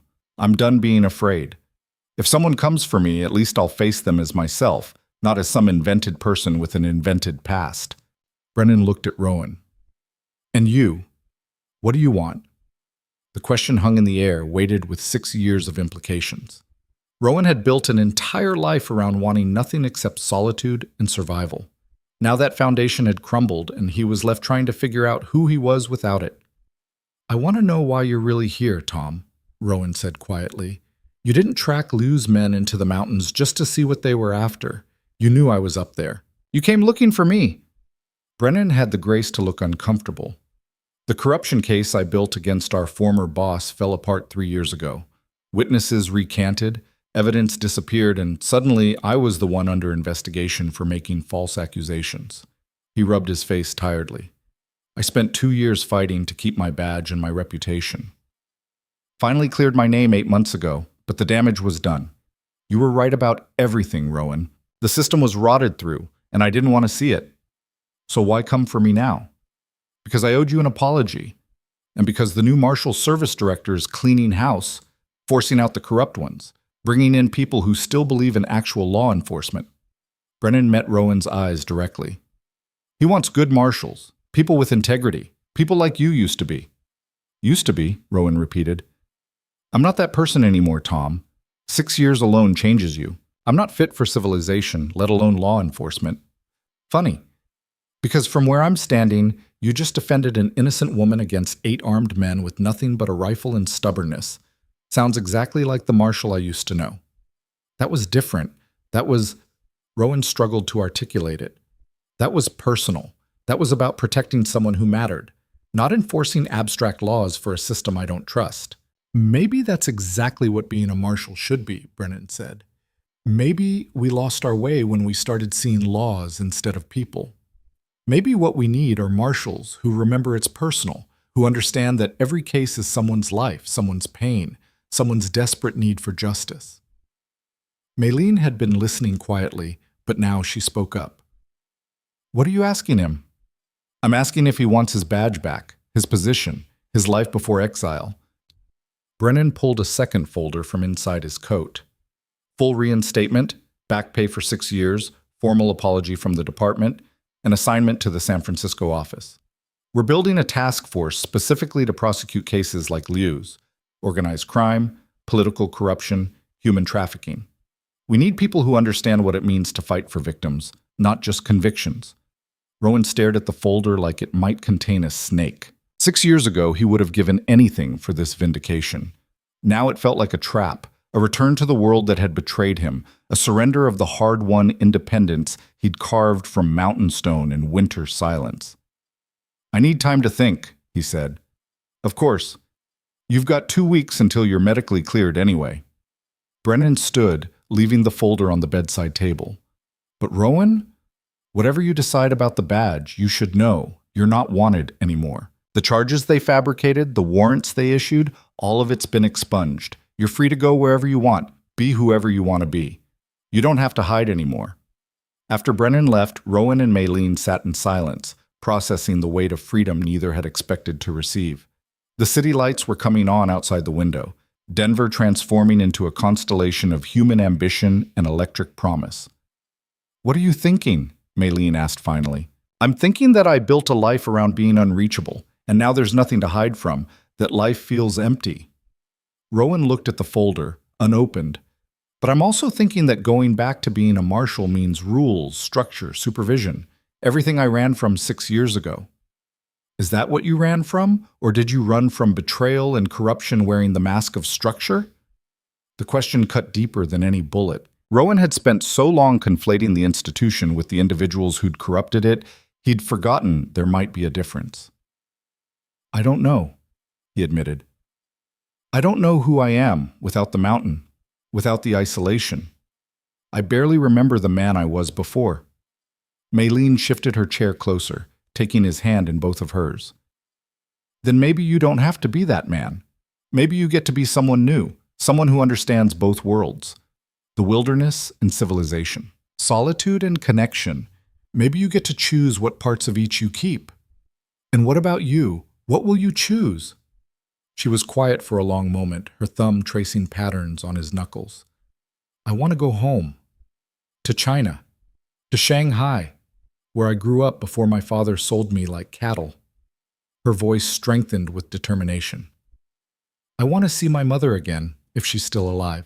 I want to stand in places I remember from childhood and reclaim them from the fear and shame Liu attached to everything. I want to be Chinese in China, not Chinese in America where I'm always foreign, always other." The words hit Rowan like cold water. He'd been unconsciously assuming they'd stay together, that survival shared meant futures shared. But she had her own life to reclaim, her own healing to pursue, and it didn't necessarily include a broken-down marshal with mountain scars and trust issues. "When do you leave?" he asked, trying to keep his voice neutral. "I didn't say I was leaving tomorrow, or even next month." Maylene's expression softened. "I said I wanted to go home eventually. But first, I want to learn who I am when I'm not running or hiding or surviving. I want time to just breathe, to exist without fear, to figure out what Maylene Zhou actually wants from life beyond simple freedom. And where will you do that breathing?" "I don't know yet." She met his eyes directly. "Where will you do yours?" They held each other's gaze, the question hanging between them like a bridge waiting to be crossed or burned. The next 2 weeks passed in a strange limbo. Rowan healed slowly, his shoulder regaining mobility through painful physical therapy sessions that left him sweating and cursing. Maylene stayed close, sometimes helping with exercises, sometimes just sitting nearby while he worked through the rehabilitation process.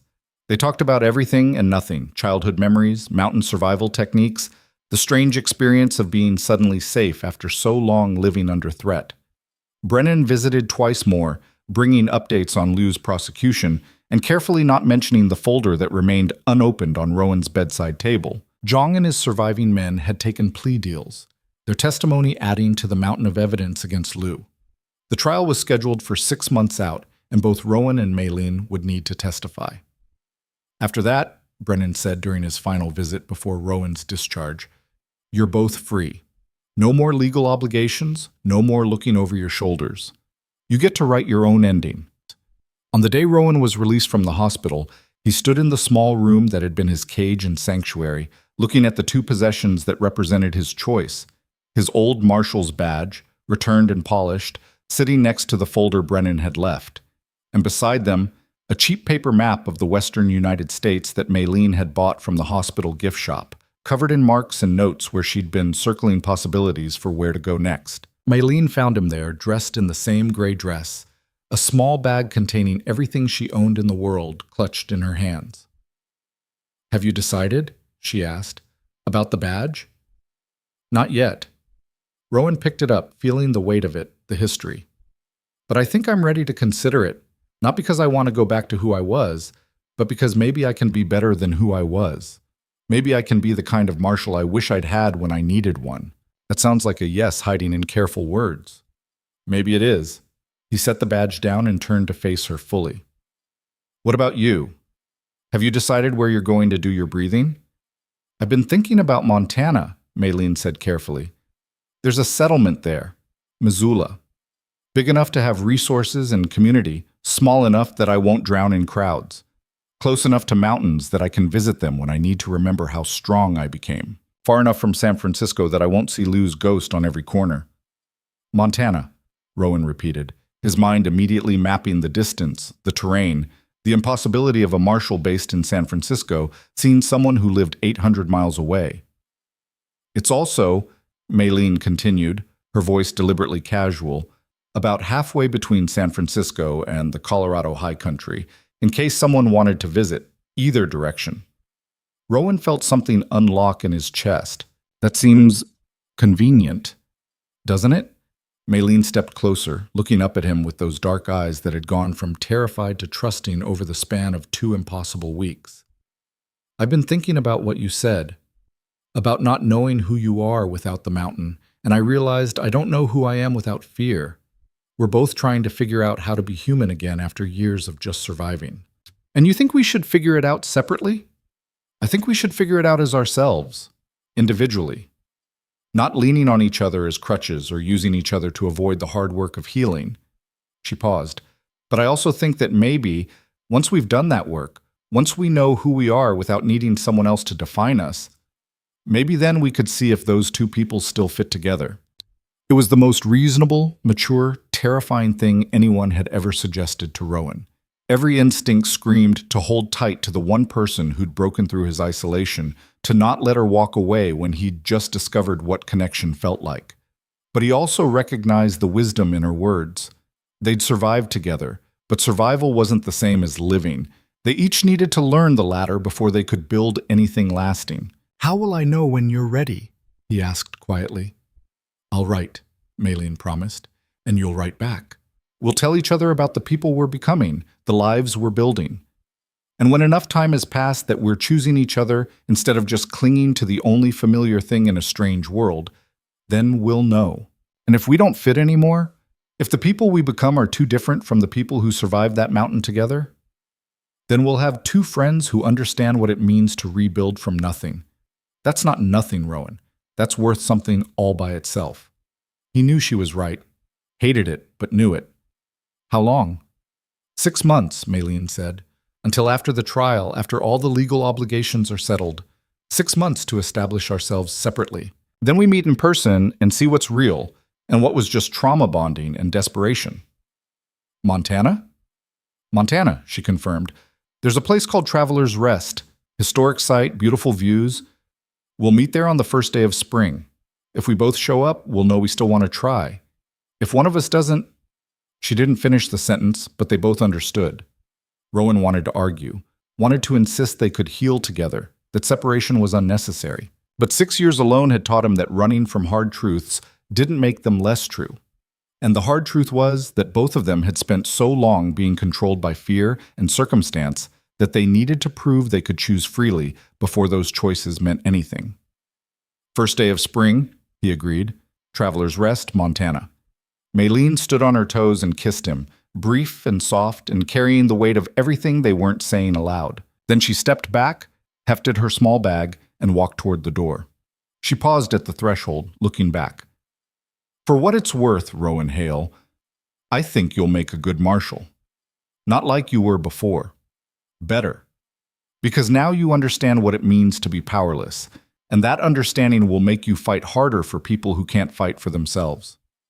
And for what it's worth, Maylene Joe, I think you're going to build an incredible life. One you actually choose for yourself. And whoever you become in that life is going to be remarkable. She smiled, genuine and warm, so different from the terrified woman who'd woken screaming in his cabin. See you in spring, Mountain Man. See you in spring. The door closed behind her, and Rowan was alone for the first time since he'd pulled her from the snow. The silence felt different now. Not the hostile isolation of exile, but the quiet space of potential, of choices yet to be made and futures yet to be written. He picked up the marshal's badge, feeling its weight, its promise, its demand for better than he'd been. Then he tucked it in his pocket and left the hospital room, walking out into Denver's evening streets with no idea what came next, but for the first time in 6 years, actually wanting to find out. 6 months later, as winter released its grip on the Montana mountains and the first green shoots pushed through thawing earth, Rowan stood at Traveler's Rest and waited. He'd spent the time well, working with Brennan's task force, learning to be a marshal who understood that laws served people, not the other way around. He'd testified at Liu's trial, watching the man who'd terrorized Maylene be sentenced to life in federal prison. He'd even made the journey back to his cabin once, standing in the empty space that had been his entire world, and feeling grateful for it without needing to return to it. The letters from Maylene had come regularly, chronicling her journey from victim to survivor to someone actively choosing joy. She'd found work in Missoula teaching English to new Chinese immigrants. She'd reconnected with her mother in Shanghai through a letter that had taken 3 tries to write and 2 months to receive a response to. She'd learned to cook without fear, sleep without nightmares, trust without terror. Her words painted pictures of a woman discovering herself piece by piece, and Rowan had saved every letter like they were treasure. His own letters back had been harder to write, describing his stumbling attempts at rejoining society, his frustration with bureaucracy, his small victories in cases where he'd actually helped someone who needed it.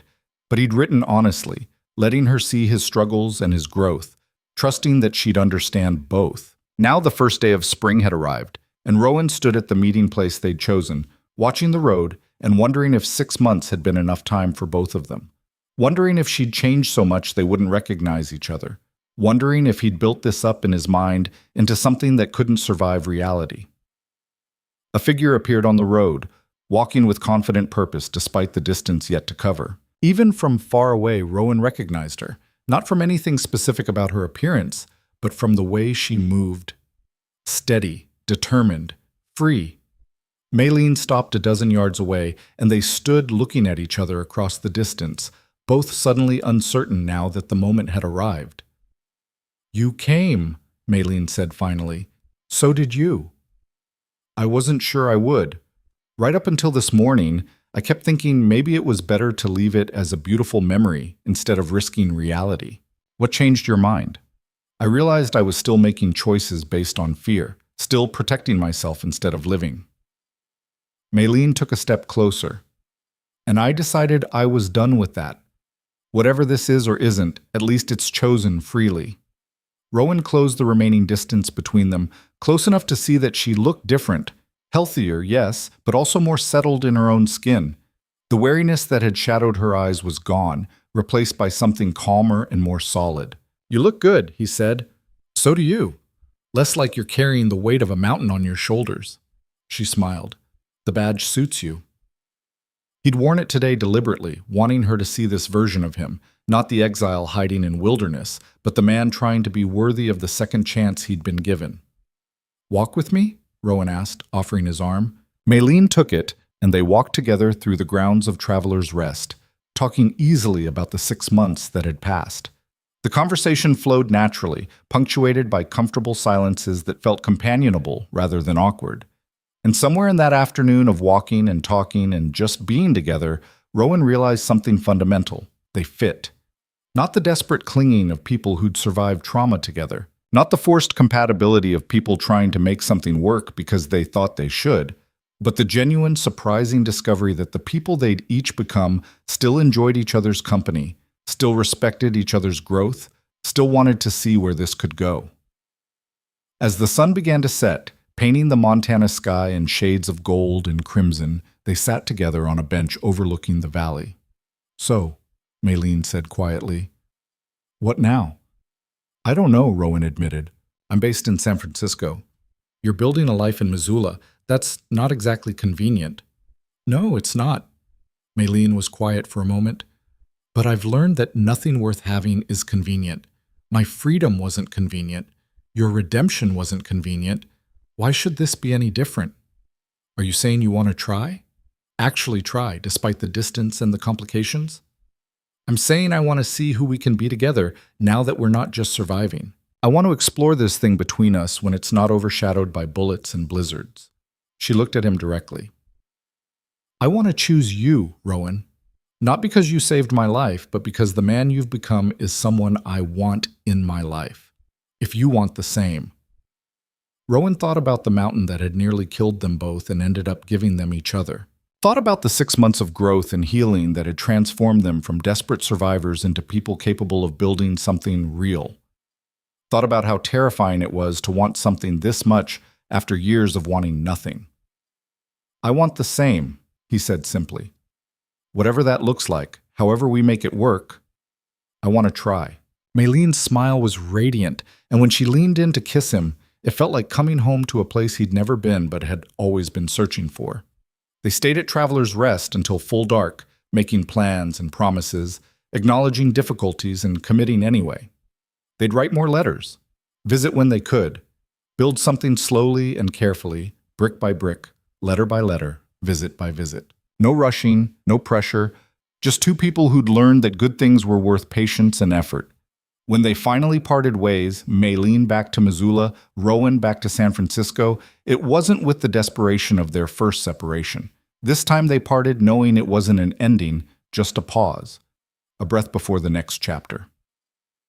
Rowan returned to his work as a federal marshal with new purpose. Every case he took, every victim he helped, every corrupt official he brought down was done in honor of the woman who'd reminded him what it meant to fight for people who couldn't fight for themselves.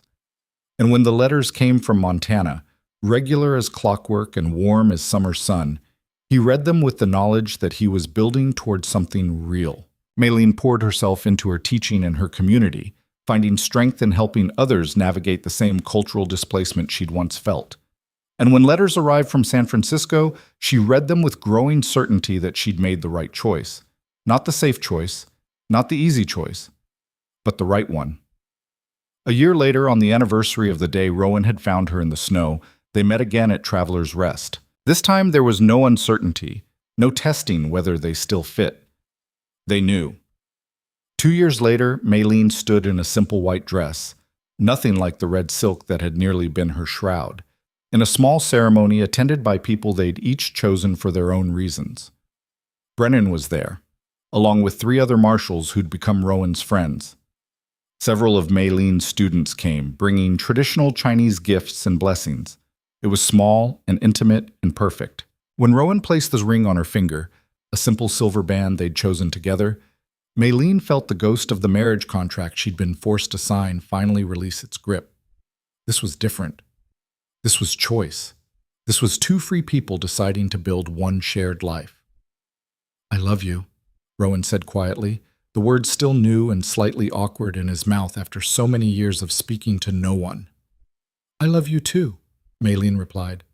"My mountain man, my marshal, my choice." They built their life between 2 cities, finding a rhythm that worked for them. Rowan in San Francisco pursuing cases, Maylene in Missoula teaching and learning and growing, and both of them traveling to meet in the middle whenever they could. It wasn't conventional, but it was theirs. And every winter, when the first snow fell, they made the journey back to the Colorado mountains, not to the cabin or the lodge where they'd fought for survival, but to a new place they'd found together. A small house with a view of the peaks, close enough to civilization for convenience, but far enough for the peace they'd both learned to value. They'd stand together on the porch, watching snow fall across the landscape that had nearly killed them and ended up saving them. And remember the fear and the cold and the desperate flight through darkness. Remember the moment Rowan had chosen to help instead of walk away. Remember the choice to stand together against impossible odds. But mostly, they'd remember that sometimes the hardest journeys lead to the best destinations, that sometimes being lost is the first step to being found, and that sometimes the most broken people can build the strongest foundations because they understand exactly how precious it is to have something worth protecting. The mountain stood eternal and indifferent, its snow-covered peaks holding secrets of everyone who'd ever sought refuge or redemption in its shadow. And somewhere in those mountains, two pairs of footprints leading away from a cabin, one large, one small, had long since been covered by fresh snow, erased by time and weather. But the people who'd made those tracks remained. Scarred, yes. Changed, absolutely. But alive and free and choosing each other every single day. Not because they needed to, because they wanted to.